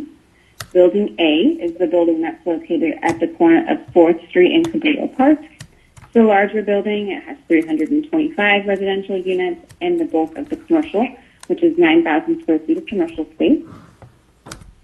Building B is the building closer to the freeway. It has 319 units and 5,000 square feet of commercial space that will line 4th Street. Each building has a centrally located parking structure with 2 parking spaces per unit, and then there's additional 18 surface-level parking spaces along 4th Street. The project includes residential amenities that are typical of mixed-use and apartment projects, and has open space areas as a great lawn, linear park, and dog park, which I'll go over in the site plan. Next slide, please. I just want to go over the building heights for the buildings that go along with the rendering. So it's a 5-story residential project wrapped around the 7-level parking structure above grade and 1 level of subterranean parking with a rooftop amenity deck. Here on the screen, you'll see the development standards of the active urban district within Metro East. These development standards specify the land uses, so mixed-use project, which this project includes a mix of commercial and residential units, maximum number of stories, minimum site size, publicly accessible open space, private and common open space, setbacks, and parking. And the project meets these standards and exceeds them with parking at a ratio of 2.0 parking spaces per unit. Next slide, please. So this will be an overview of the site plan. Let me put this on here. Here we go. Vehicular access to the project will be provided from Park Court Place, which is to the north, and 4th Street to the south.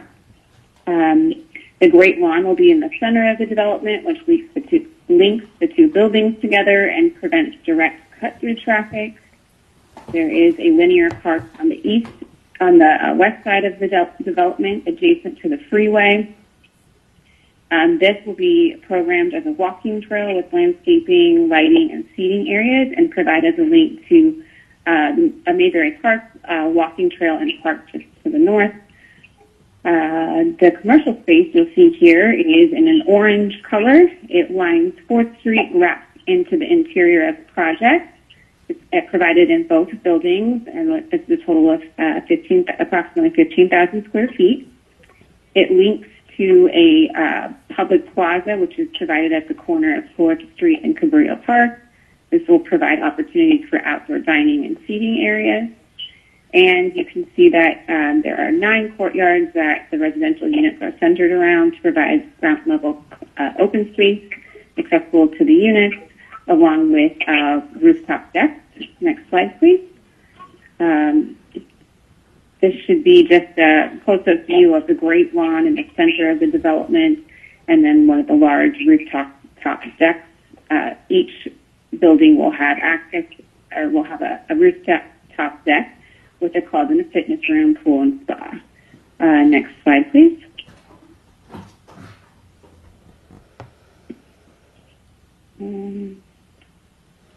Next would be the renderings of the project.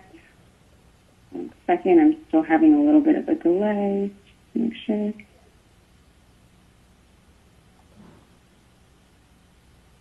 Sorry.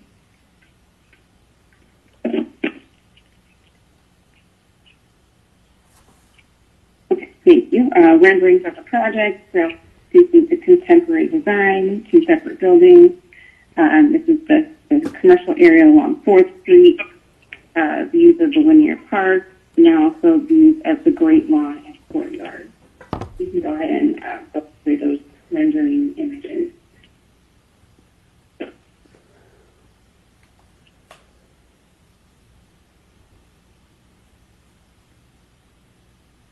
Refreshing here on my end, sorry. Next slide.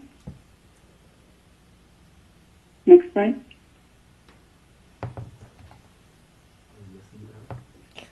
Next slide.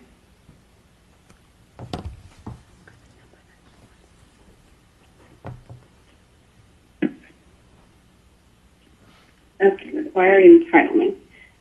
So being that the project meets the development standards of the Metro East, the site plan review application to activate that overlay zone is before the Planning Commission. I also want to note that the project has also prepared a market and fiscal analysis which supports the commercial component in the project, the human health risk assessment in regards to proximity to the freeway, a traffic impact analysis, and the project was also analyzed in the 2008 and 2018 subsequent EIR, which was adopted for the overall Metro East mixed-use overlay zone. And the next step for the project would then be taking this project before the Planning Commission for consideration on October 26th. That concludes the staff presentation. I'm available for any questions. We also have the applicant and their associate team on the line for any questions. Okay, thank you, Selena. We'll start with Commissioner Garcia. Do you have any questions of staff? I do, thank you. What is the breakdown of the units in terms of how many bedrooms and studios and what's that percentage breakdown? Okay, thank you. They're at about 40% of primarily 2-bedroom and 3-bedroom units of the overall development, and then the remainder would be studios and 1-bedroom. So it's what's the average square feet for the breakdown? The average unit size, so they have studios, 1-bedrooms, 2-bedrooms, and 3-bedrooms, and they total an average of 870 square feet.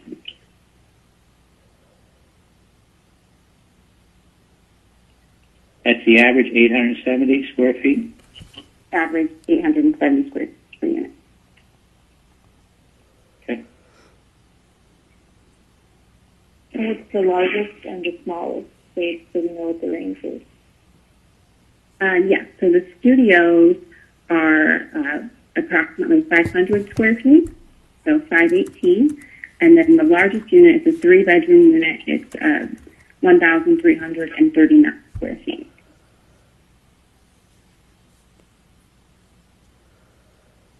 And any affordable housing provided in this project? They're not proposing any on-site affordable housing either.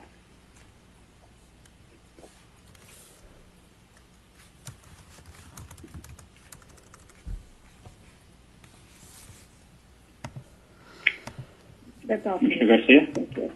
That's all. Thank you. Okay. Commissioner Morrissey? Is Commissioner Morrissey on the line? Yes. Yes, thank you. Just to tag onto that question, is there a requirement for this development for affordable housing units, or are they offsetting that with the development fee? Thank you, Commissioner. There is no requirement to provide on-site affordable housing units, and they will not be paying a fee that is not applicable to the project, as they're not asking for a zone change or a general plan amendment, and they comply with the development standards of the Metro East. So, for example, if this was an R1 zone and R1 allows single-family homes, that's what they're doing. It meets the code. This one is mixed use. They're providing mixed use project, and it meets the code requirement. So there's no requirement or trigger for an in lieu fee or providing units on site. Okay, thank you. Another kind of a general question with developments like the seaside density developments. What is the requirement for public open space? I saw we had statistics on combination of publicly accessible open space and private and common open space. Is there, I see statistics on our public parks and our shortage of park space. Is there, when we're adding residents to the city, is there a requirement for park space, or is that taken up inside the development in this case? In the Metro East specifically, it does require that 15% of the total site area be dedicated to publicly accessible open space, so spaces that anyone can go and walk to and from. So that's about 50,000 square feet. That is met through the linear parks, which is approximately 30,000 square feet, internal cafes or walkways, and then the plaza and, at the corner of 4th and Cabrillo and Forecourt. So they meet that standard in those areas there. And then in addition to that, they have their own common area, open space areas, which is for the residents, which would be some of the courtyards and the large rooftop decks and that internal central park. So they are providing both publicly accessible open space for the code requirement and private and common open space for the code requirement. And you said it's 50,000 square feet? Yes, so the requirement is 15% of the total site area is 8 acres. And so they are providing, meeting the standard at 52,520 square feet of publicly accessible open space. Okay. And I'll be happy to include an exhibit of the open space with the Planning Commission staff report and the public hearing. That would help. That would help. Yeah, let's do that. I think the rooftop garden looks beautiful in the pool area. Looks really nice. Okay, Tom, any other questions of Selena and staff? No, not at this time. Okay, Commissioner Nguyen? No question, thank you. Okay, Commissioner Rivera? No question, thank you. Okay, Commissioner, Commissioner Fan has recused herself, so we have Vice Chair Contreras-Leo. Not at this time, thank you. Okay. I have one question, and it has to do, and this may apply to the applicant, but I think the number that I heard stated earlier in your presentation is that there's like 15,000 square feet of retail, commercial. Correct. It's 15,130 square feet commercial within the 2 buildings. And the amount of people that we have in this from a fully occupied situation would be approximately?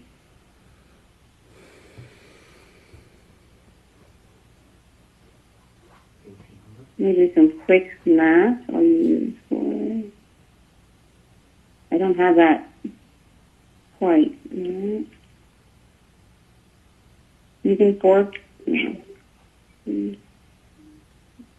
Chairman, Vince. Okay, let me. Chairman Vince Pergoso here. Pergoso here. You figure with the mix of units, so you're looking at about 1,000 to 1,500 people approximately in these 2 buildings.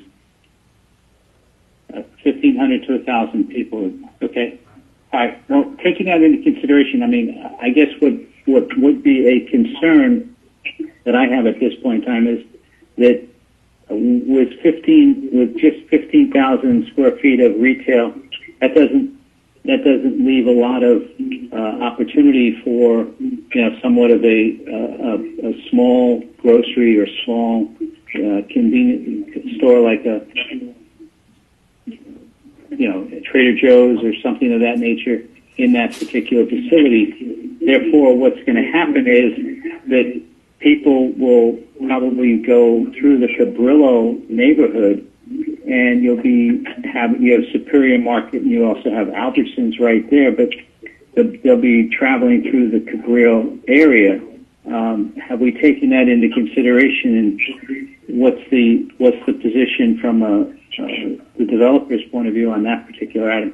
Maybe that's a question that we wait until the developer comes on, or Is that something you can answer, Selena? I think we can have the developers speak to that. I know that they also have their economic consultant who prepared a report for this. So also probably speak to the item. Okay, so we'll hold off until we get to the developer. Is that, or do we have a discussion with the developer at this point in time?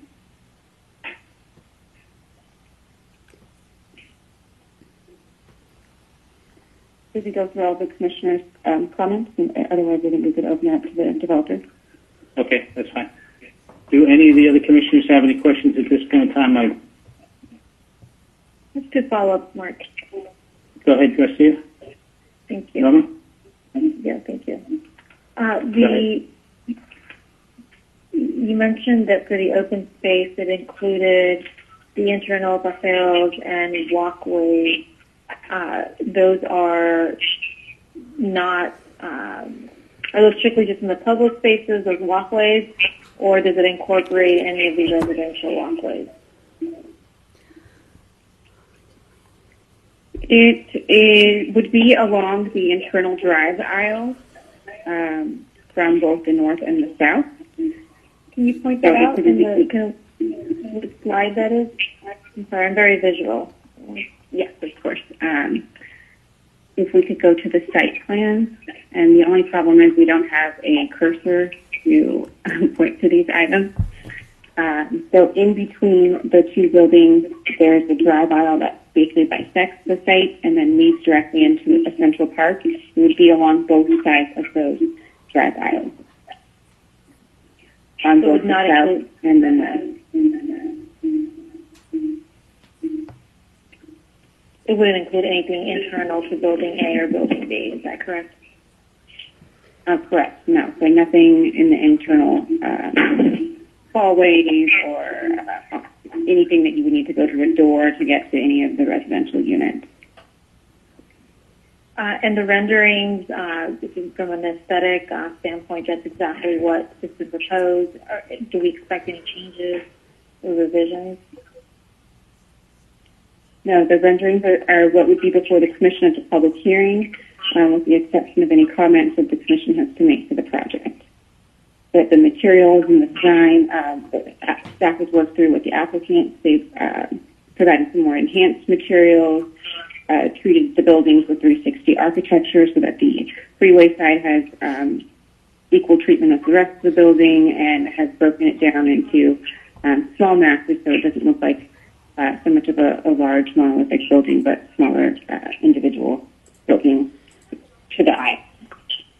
And the landscaping is, we're not going to get little baby palm trees with, like little twigs. This is the size of what we expect to see on day one. Yeah, the renderings are fairly accurate to the landscape plan that is provided, and we can also we also condition the project with the ground trunk height of the trees to make sure that it's adequate to what other projects in the area have built as well, or will be building. And I may have missed this, and I apologize, but the 7-story parking structure is going to be located in what area? Sure. If you could scroll to the image of the project description, I think that's the best view. It's a kind of an aerial view of the project. There's a 7-level parking structure for each building, and it's in the center of the development site and the center of each building. And the rooftop deck sits atop that 7-level structure. So from the street view, you'd mainly be seeing the residential units. The parking structure would be completely wrapped with residential units from all sides. And for market rental rates, I assume we the applicant for that. Yeah, I believe they have that information ready and available as well. Thank you so much. Thank you. Okay, does anybody else have any questions of Selena and staff at this point in time? Okay, Okay. Hearing none, what we'll do is we'll open up the discussion with the applicant at this point in time. So, is there who is representing the developer at this point in time?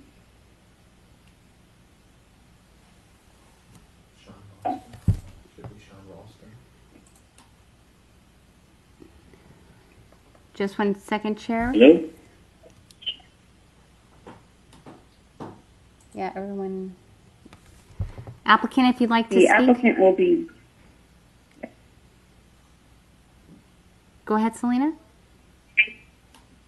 I was going to introduce him while you're getting him on the line, or I'm not sure if he's able to speak yet, but it's Sean Rawson with Waterford Group and Company. See if there's a Sean. Sean, are you on the line? Or Deborah?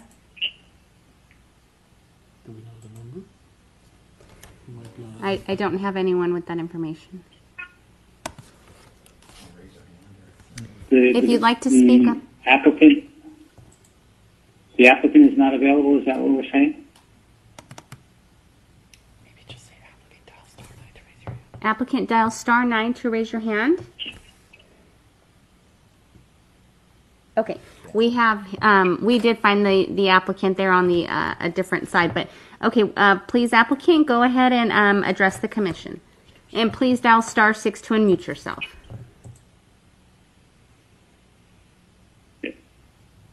This is Sean Rawson. Can everyone hear me okay? Yes, thank you. Right. Okay. All right. I apologize. I was on the line. Well, good evening, Chair McLaughlin and planning commissioners. On behalf of Waterford Property Company and Arnell and Affiliates, my name is Sean Rawson, the co-founder of Waterford Property Company. I'm excited to present to you an iconic mixed-use project called Central Point. Central Point is a 644-unit Class A multifamily community with a focus on modernism and technology. The project is a contemporary design inspired by the highest quality projects in the country, with a focus on architectural variety, sophisticated massing and articulation, active ground floor use, community connectivity, green principles, and active trails and open space.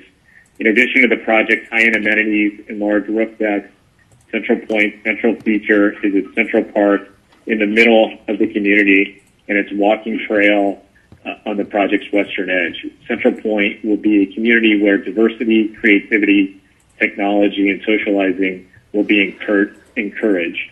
The project's target demographic will be young professionals, students, and empty nesters. And the policy objectives of the project are to provide a catalyst project and provide high-end market rate housing for young professionals in the city of Santa Ana. The project will provide high-density housing for the city and help meet its RENA goals, while also providing housing to the city and the county's largest employers. Central Point meets the goals of the city's general plan and Metro East overlay to reduce sprawl and increase transit-oriented development. On the call, I also have our project architect, KTGY, our project landscape architect, MJS Landscape, LLG, the traffic consultant, and Fusco, our civil engineer.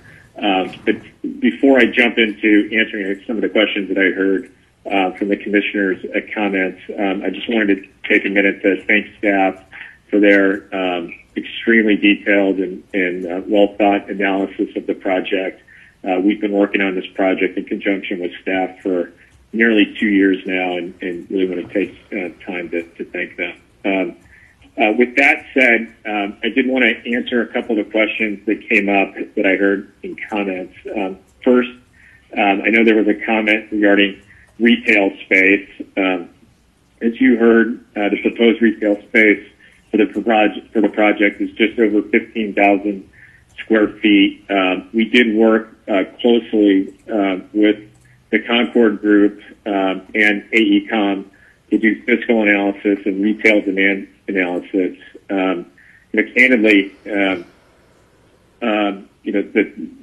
thought of having a Trader Joe's here would be great. And we actually know the Trader Joe's folks well, have discussed the site with them, and candidly, they passed. And really, the reason being is that the project will not emanate enough demand to support that. And we looked really closely at the project down the street, 1901, that Lion Living built at First Street, literally just to the south of the project. And at this moment in time, they still have available retail at that project. And the last thing that we want to do is develop a project that has retail space that can't be leased. With regards to, and I think Vince mentioned 1,000 to 1,500 folks at forecasted to live at the site. We've ran our analysis assuming 2.3 people per household times 644, so right about 1,400 people would be living at the project. And when you look at that population size relative to the retail, we think it's that it's appropriate. I know that there were some other questions regarding open space, landscape, and the parking structure. Like I mentioned, we do have our project team on the line, and I'm happy to open up the floor to questions, and I'm also happy to answer questions as well. Okay, thank you, Sean. We'll start with Commissioner Garcia. Do you have any questions of Sean? I do, thank you. Good evening, Sean. A couple of questions. First, question on what your expected market rates are for the rental space, ranging from the studio to a three-bedroom. Yeah, that's a great question. So, as mentioned earlier in staff's presentation, the weighted average unit size for the project is 860 square feet, and the weighted average rental rate we assume for the site is $2.75 a foot, which works out to, on a weighted average for the project, about $2,400 per unit when you weight and average it across the entire project. So studios will be a little bit less than that, and three bedrooms will be a little bit more. But on a weighted average, $2,400 per unit is what we're assuming, and that's in line with what other projects, newly built projects, are in the city. Okay. And you mentioned the development down the street, and I think is it where Huskins is located? Is that the project that you're referencing? It's the 1901 project that Lion Living built, and then I think they recently sold it. But yes, just down the street. Okay. And do you know what the residential occupancy rate is? Are they, where you expect to be in terms of occupancy? I am not privy to the latest occupancy there. That it's not public record, but I would venture to say that they're probably 94 to 95% occupied.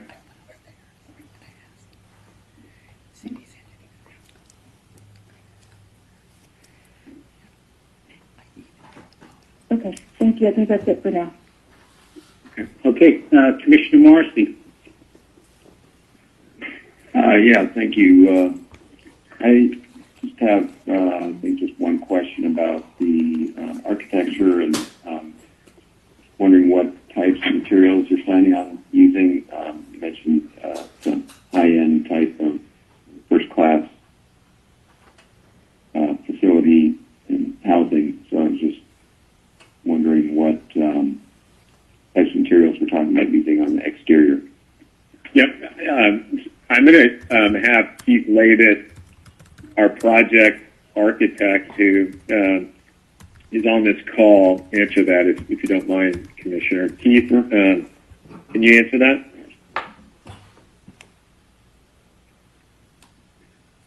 Keith? Keith, please dial *6 to unmute yourself. There you go. Can you hear me? Yes. Okay. To answer that question, it's really a combination of things. We have several different materials that we're applying. Some of, I don't know, you don't have one of the renderings up, but it's a combination of stucco, simulated wood siding, flat metal panels, frosted glass, railings, the aluminum storefront, stone veneer at the base. There's quite a variety there, and not only different materials, but different colors in those materials to really, as Selena said before, break down the larger scale massing of this project into smaller pieces visually, so it doesn't appear to be as large as it is. And as she mentioned, we're applying those materials and colors and details equally around all sides of the project. Okay, thank you. Yeah, it's a very attractive project. I think it blends well with the other work that's going on in the area. Just wanted to hear what was planned for the exterior. Thank you. Thank you, Tom.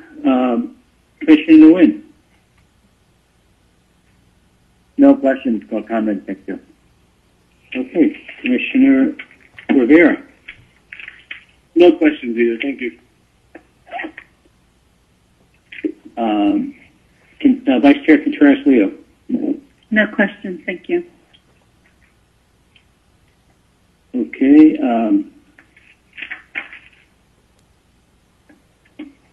Let me go back. I agree with what you made the comment, Sean, earlier about the fact that the retail in 1901 has been very underoccupied. I think there's really only at this point in time a coffee shop on the corner that's really up and running, and it's been there for a couple of years. But I think one of the other challenges that occurs is that there's really no parking that you can drive up to and use the retail, except for this small little area where 2 cars can fit at any given time. But given the retail that you have, is there going to be parking available for the retail in your facility? And if so, how much? Yeah, no, I'm happy to jump in right now and answer that, or if you want to keep going with that question, I'll continue to listen. No, jump in. I mean, Okay. No, I appreciate that, and that's a great comment. And so, and candidly, that is something that we've spent a lot of time with our design team on. And I know that the site plan is not in front of you, but if you look at, and I don't know if it's possible to put the site plan back on the screen, but the main entrance to the site, or to the project, comes in off 4th Street. And as you can see, on both sides of really that gateway right there of the project, we've got both Building A and Building B with retail at the hard corner of those buildings, and there will be parking in front of that retail space, and then, as you are all well aware, 4th Street. That is a busy street, and there is no place to do street parking out along 4th Street or, candidly, along Cabrillo Park Drive. And so we've tried to maximize the site and in the parking in such a way that will be active, usable retail. And as you are aware, the MIMU calls for the retail being on the exterior of the project, but candidly, that's challenging because you don't have street front parking. And so what we've done, and I've got Keith on the line, and he can speak to that as well. we've really, thought long and hard about how we maximize usable retail space, and to your point, make it convenient for the consumer.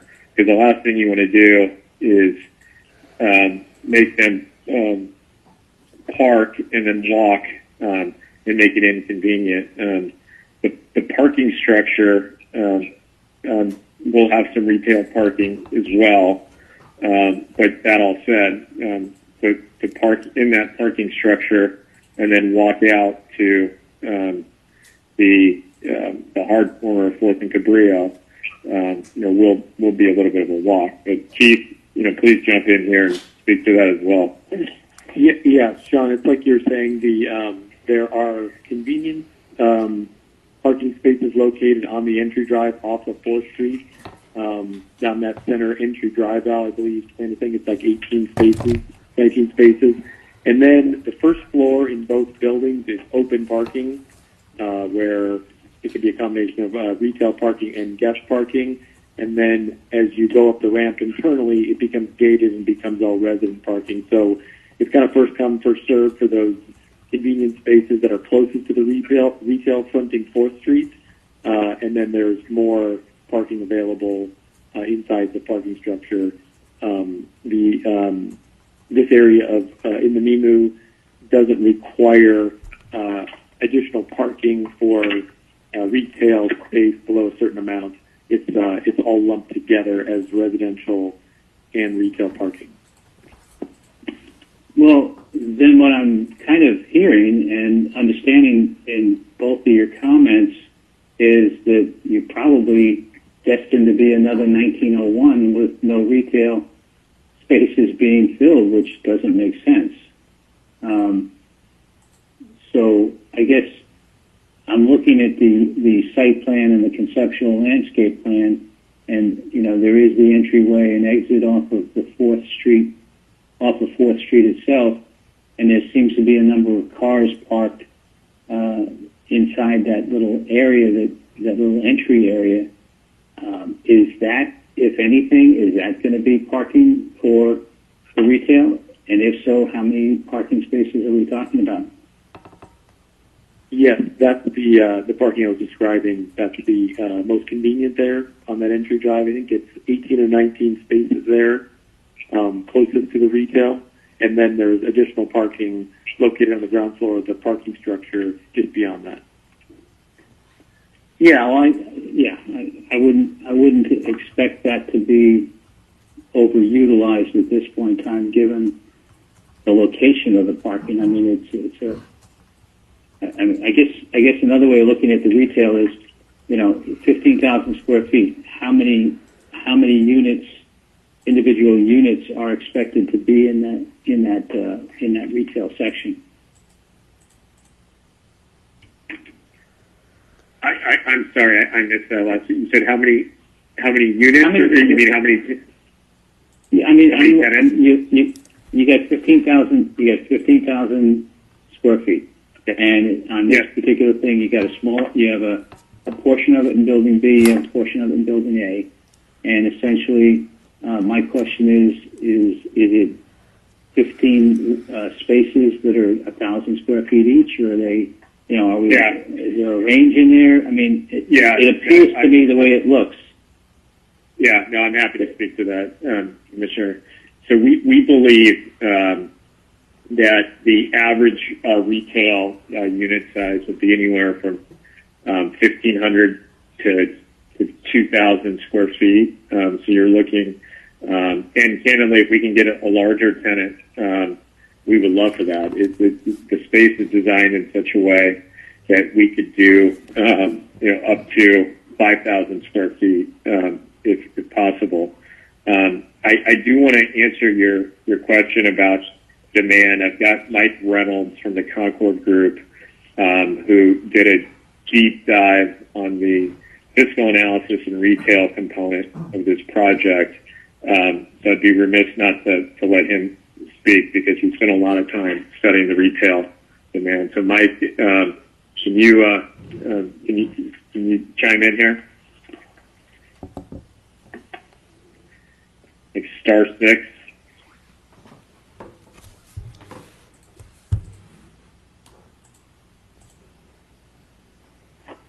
Can you go down to see if we have a mic at the very bottom of this list here? Mike? He's over here. Yes. Just for everyone, what does Mike need to hit to unmute himself? Yes, so Mike, please dial *6 to unmute yourself. If he's over here, he has to do *9 first. But he's not over there, we already know.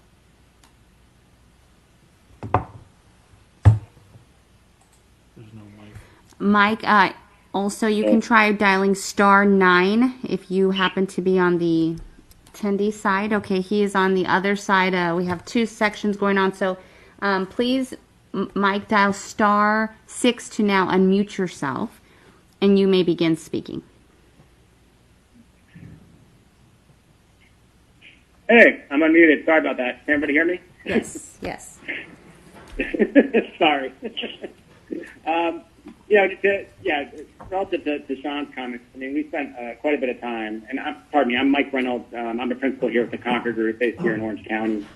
And we've looked at a lot of kind of mixed-use projects throughout the county, and I think, generally we're always challenged in a mixed-use setting to provide significant scale of retail, primarily, because of the lack of convenience as it relates to kind of parking, right? And to the commissioner's point around, convenience in the number of spaces, that definitely dictates the amount of retail that's supportable on the site. And so I think, if you look at the parking that's provided here, it's definitely commensurate to the scale of the retail, which is about 15,000 square feet. And I think the type of retail that you're going to get here is primarily convenience oriented. It's going to be, hairdressers. It's going to be dry cleaners. It's the retailers that provide those kind of basic services that the residents need, on site, that they can kind of use every day. And, in that typical footprint for those types of retailers is anywhere from, say, 1,000 square feet to, let's say, as high as, 2,500 square feet. To Shad's point, if we could get, a bigger space to be occupied by a restaurant, right, and a restaurant space might be around 5,000 square feet, but that's more of a destination use, right? So that use is really predicated on the ability of people from the community being able to kind of use that retail. And so it's going to be tough to get that type of retail tenant on site. It's really those convenience retailers that are serving the community and those that are living within, let's say, walking distance or a short drive of the project. Does that answer your question? And I'd like to. This is Sean Smith. I'd like to just make one point in addition to what Mike said. I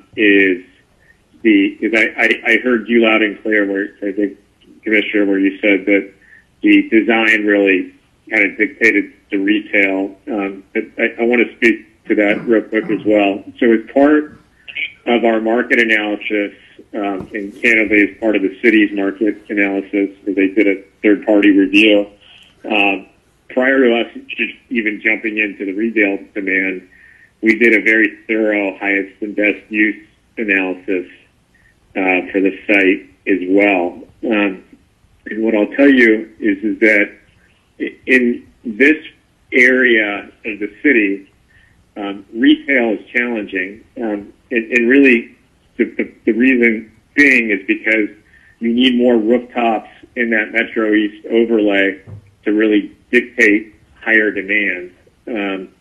So to just say that you're going to design a project that is all retail, you still have to have retail demand. And as we've seen, and especially now living in the COVID era, retail, as we've all seen, has been the hardest hit asset class in addition to hotels in the COVID era. And there's Wall Street studies and Bloomberg analysis saying that our country's over retailed by almost 40%.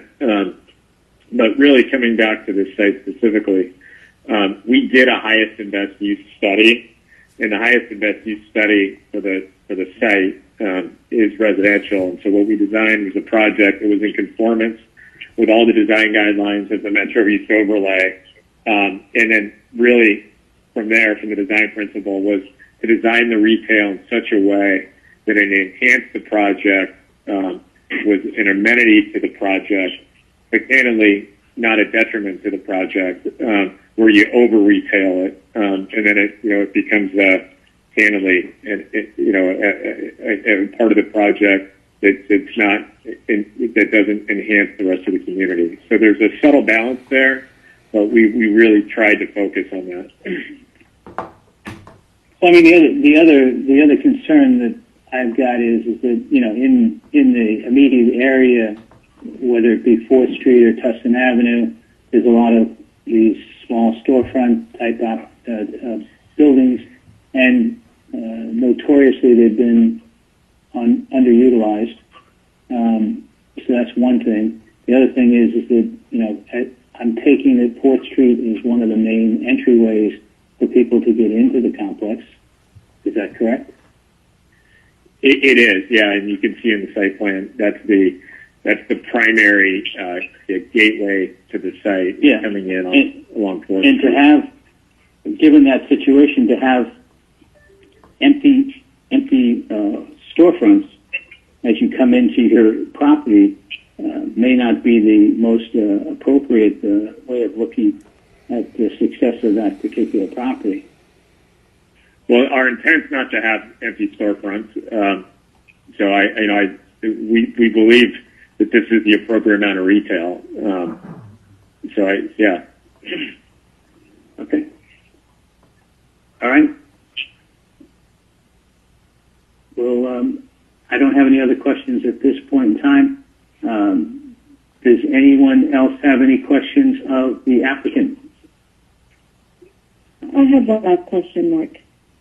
Go ahead. Have you, and maybe this will be in the more detailed staff report that we received, but I'm wondering if you have considered or what you are doing with this particular project for energy efficiency. Yeah, so we're designing it to Cal Green standards. We've got Keith Lavis from KTGY who could speak to the Cal Green standards. So Keith, I'll turn that over to you.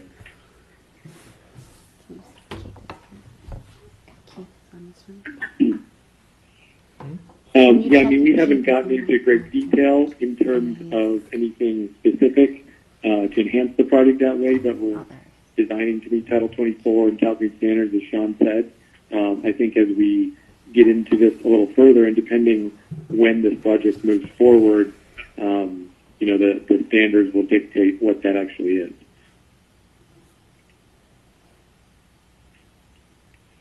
Norma? So you don't have anything specific to share other than to say that you will build it according to these standards? Correct. We haven't discussed anything specific in terms of solar PV or anything like that. We just haven't. We're not at that level yet. Okay. Thank you. Is there any other standards that you're considering at this point in time besides Cal Green? I mean, is there anything going to be done relative to LEED? John, I just want to speak to that. Yeah. So this is so we'll be designing it to Cal Green, which is I believe what I'm not aware of any non-affordable market rate projects in the city recently that was LEED, and I could be wrong there. This was not designed to be LEED. I mean, we're open to that conversation. To Keith's point, it will be designed to Cal Green standards. When we come back before this commission, we will have a menu of those enhancements. To Keith's point, because we're purely in the conceptual stages, typically we'll get into that level of detail when we get into construction documents, which is after we receive our land use approval. But I'm happy to provide a follow-up to this commission, and we'll be prepared to discuss that prior to the next hearing. Okay. Commissioner Morrissey. No, I don't have any additional comments or questions. Thank you. Okay.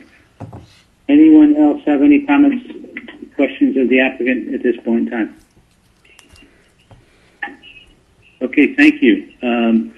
Appreciate the input from everybody. Madam Secretary, do we have any members of the public that would like to comment at this time? If you'd like to speak on this work study session item, please dial *9 now. I'll wait a couple of moments. We do not have any speakers. Okay. Since we do not have any speakers, we'll bring it back one more time to everybody of the commission. And if you have any questions of either the staff or anything else, let's get those questions out now.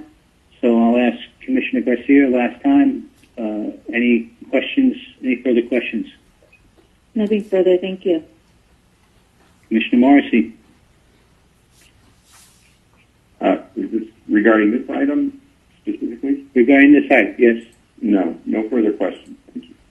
Okay, Commissioner Nguyen. No further questions, thank you. Commissioner Rivera.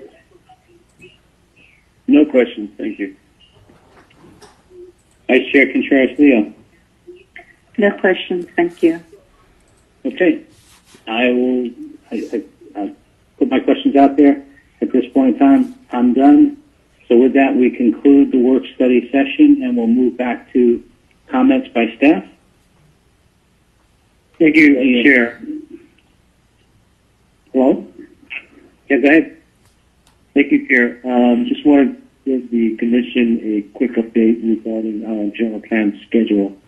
The hearing was originally scheduled for the upcoming second meeting of October 25th. It has shifted about a week, and right now we're looking at the November 2nd meeting. So staff will be calling the Commission for a couple of things. One is to confirm your availability for the regular meeting of November 2nd. And second is to schedule one-on-one meetings with you to provide an update regarding the general plan and its current status, as well as let me just state one thing. I'll be the one to state it, but you're talking about November 2nd, and in all due respect, there's three of us that are running for office, and November 3rd is the final day of Election Day, and November 2nd is the day before, and there'll be a lot of activity going on. I don't think that it's prudent to plan on November 2nd. I mean, if at all, I guess I would say have it after the 3rd. I'm going to, Cynthia, do you have a comment? I would be with you. I think first commitment is you're breaking up. Can you hear me? Can you hear me now? Yeah, I can hear you. Yeah. As much as I agree with you, our first commitment that we made was to the Planning Commission. We didn't sign up to run when we signed up for Planning Commission. So no, I understand that. I'm fair with that. I mean, I agree with you. We're going to have a lot going on, but maybe they can check in with us individually to see who makes that meeting. Understood, and we will. Before I forget, let's. Sarah, can we bring Kai Fan back in? Yes, Commissioner Fan. Yeah, she's here. I'm back. Okay, so the comment is having a meeting on November 2nd. That's fine by me. There's, even if three of us weren't here, we would still have quorum. But I do understand the concern because it's not just us, but there's a lot of activity, like you said. So I'm fine either way.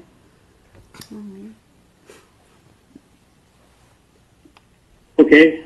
Well, I'd like to canvass it as possibly the 2nd or the 4th and leave it at that. Thank you, Mr. Chair. I'll interject that I think the day before a major national election is probably a bad idea. I'm not running for anything, but I do think that that's probably not the greatest plan for the commission. But yeah. May I also just tell on that? I'm actually not really concerned about the commission, but I'm worried about residents prioritizing coming to the commission or making comments the day before general elections. I'm more worried about that because a lot of community members are going to be concerned about, getting out to vote and things. So I think Commissioner Garcia makes a really good point there. Yeah, and to be honest with you, I'll go back to the other side of the equation, and I'll just say that if truly our objective is to, very clearly and objectively go through this general plan, and I suspect, and I don't say it's going to be in the hundreds or the 50s, but I think we'll have a fair amount of people that will be calling in, and a fair amount of people that would also say that they couldn't call in because of the comment of being down, doing something with the voting process or something like that.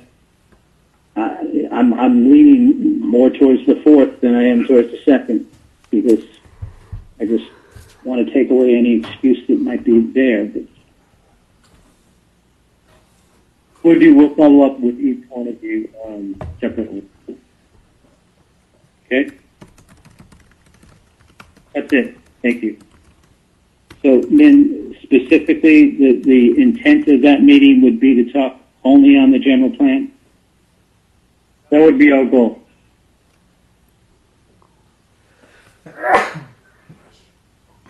Okay?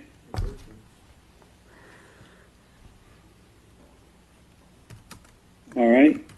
Anybody else have any comments? Are there any other comments from staff? No, sir. I have a question. Did I hear Ben say that we have a meeting on the 26th, that is going to be pushed out, or that in addition to the 26th, we're looking to schedule a separate meeting? So we were looking at the October 26th meeting. However, the schedule being the way it is, we're hoping to deliver the general plan to you on November 2nd, which is a regular meeting of the commission. But it being for the election, I got some feedback that I'll talk to each commissioner separately as a follow-up. Understood. Thank you so much. But let me clarify something that I think Commissioner Garcia is also. Is the 26th meeting still going to be held with other items besides the general plan? Yes, there will be other items that will be on its place. So there will still be a 26th October meeting, and also a meeting on the 2nd or the 4th or whatever date we can come up with. Yes, we have items 26. Does that clarify that, Norma? It does. Thank you, Mark. Okay. All right. May I have some clarification? November 2nd would be a special meeting, right? Or did our schedule change for the end of the year? No, Commissioner Fan, it would be a special meeting.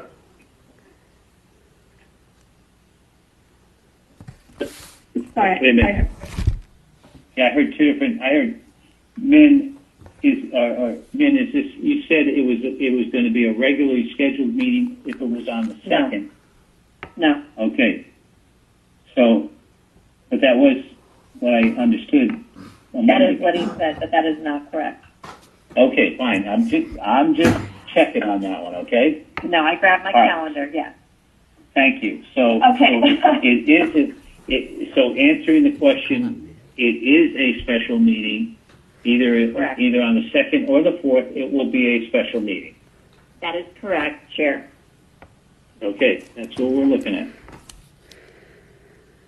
Great. Okay, I will look forward to. Well, if that's the case, I mean, let me just put it on the record now. If it's a special meeting, there's a reason to have it on a very busy day, where we're a lot of people in the public cannot attend. So I'd rather have that conversation on a regular meeting or on a day that we think more people will be able to attend and, pay attention to what we're doing here. So I support the board. Got it. Okay. All right. Norma, do you have any other comments?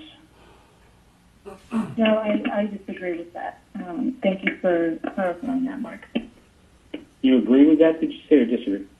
No, I agree. I think that if we're going to have a special meeting, it should be post the general election scheduled for November 3rd. All right. Okay. Fair enough. Commissioner Morrissey. Yes, thank you. I do have a few comments. One is, I think, in a future agenda item. I'm not sure the best way to do this. I'd like to look at asking council to develop some design guidelines for the downtown historic district. I look back at the zoning code, and when that district was established in Ordinance 30-4-C, they had the option to develop guidelines for the district, but apparently that issue was never taken up, if I'm not mistaken. And so there are design guidelines for individual buildings, but I think it's really important we have this really special place in all of Orange County, and because of the culture that's happening there, probably special place anywhere in the world. It's very important that I think we take that district seriously and develop some design guidelines for it. So maybe we get a report from staff or craft a recommendation to council on that. The other item is I'm not sure, I have a short stint here on Planning Commission. I'm not really sure how design review happens. There were some references to the back and forth with the applicants on the design, and I believe previously there was a portion of the Planning Commission that dealt with design review. Currently, I don't think there is, but maybe get a report from staff on the design review process, and I'd like to look at utilizing design professionals or some sort of third-party design review on major projects. So you can see that on a future agenda item as well. And I think my third item is I'd really like to have a little more time to review some of these projects. The packets go out are quite extensive, and just one weekend is really not adequate to really get into it. So I'd like to look for a way to maybe get those packets out a week earlier, so commissioners can get a couple weekends to look into the projects, really give it the time that they deserve, and probably better serve people in Santa Ana by getting that extra time to review the information. So I don't know, Mark, if you had any ideas on how best to do that, but I appreciate it. Well, let me just say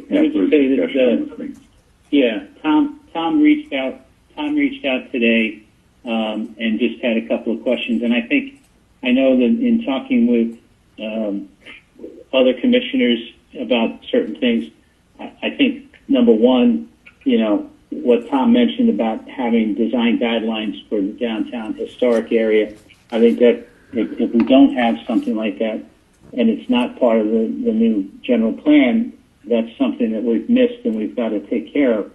and I'd like to have staff come back and say, here's what can be done. I mean, I'm going to preface this by saying the other problem we're going to be dealing with come November is, the fact that probably at least 3, if not 4, of the current planning commissioners will no longer be part of the planning commission, or may not be part of the planning commission.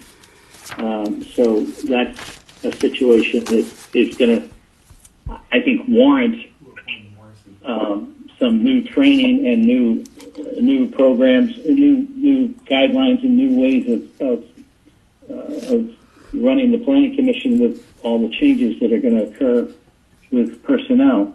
I think definitely that's the one subject is the design guidelines for downtown is a good thing. Design review. What I mentioned was back several years ago, we had two subcommittees. We had a design review subcommittee, and we had a policy subcommittee that basically there were 2 to 3 members of the commission on each of those subcommittees. And again, we suffered from the same situations. Commissioners came and gone. Some of them, didn't want to work on one committee. They wanted to work on another committee. So, I know that I had a conversation with Min when he first came on board, and we discussed the fact that maybe at this point in time, give the ability to have all of the commissioners be able to participate in the design review, participate in the policy reviews. And that's basically how we move forward at this point in time. And I'm still in favor of that. But I think what we need to do is, if we're going to do a design review, I think it would require some additional professional help that might very well be needed in this particular case, because we're looking at some very large projects. And then the last thing, and I think even Felix will jump in on this one, but I know he's talked to some of the planning commissioners around the state when we've gone to some of the planning commission seminars and learning presentations and things like that. And some cities have upwards of a month to review the documentation prior to the meeting. I think that the fact that we get basically the packages on Thursday, and we have to have everything kind of digested. Even today, if you look at the presentation we had earlier, it's 125 plus pages. There's not a possibility of being able to go through all of that, and in 3 to 4 days. So I think we need to look at some process timing. And one of the reasons why we went with the work study process also was based on the fact that we were continuing a number of these projects because we had to get staff to go back and get further information. Now what we do is we do the work study, and we should air out a lot of the laundry that needs to be aired out, so that when it does come time for that project to come in front of us, that we pretty much have had all of the questions answered by staff or by the applicant or both. And I think that, again, we need to look at process time. And I know that the general plan has been the elephant in the room, but I think we need to consider that for the future, as far as moving forward, to get some processes more or less vetted out in the beginning, so that we can go through a timely process with the applicants. And I don't see that. I see what we have is a work study on the first meeting of the month, and then the second meeting of the month we have the project come in front of us for final review. That's tough. I mean, I just think we need to do something about that that's a little bit more time effective for everybody. So that's my follow-on comments to what Tom just brought up.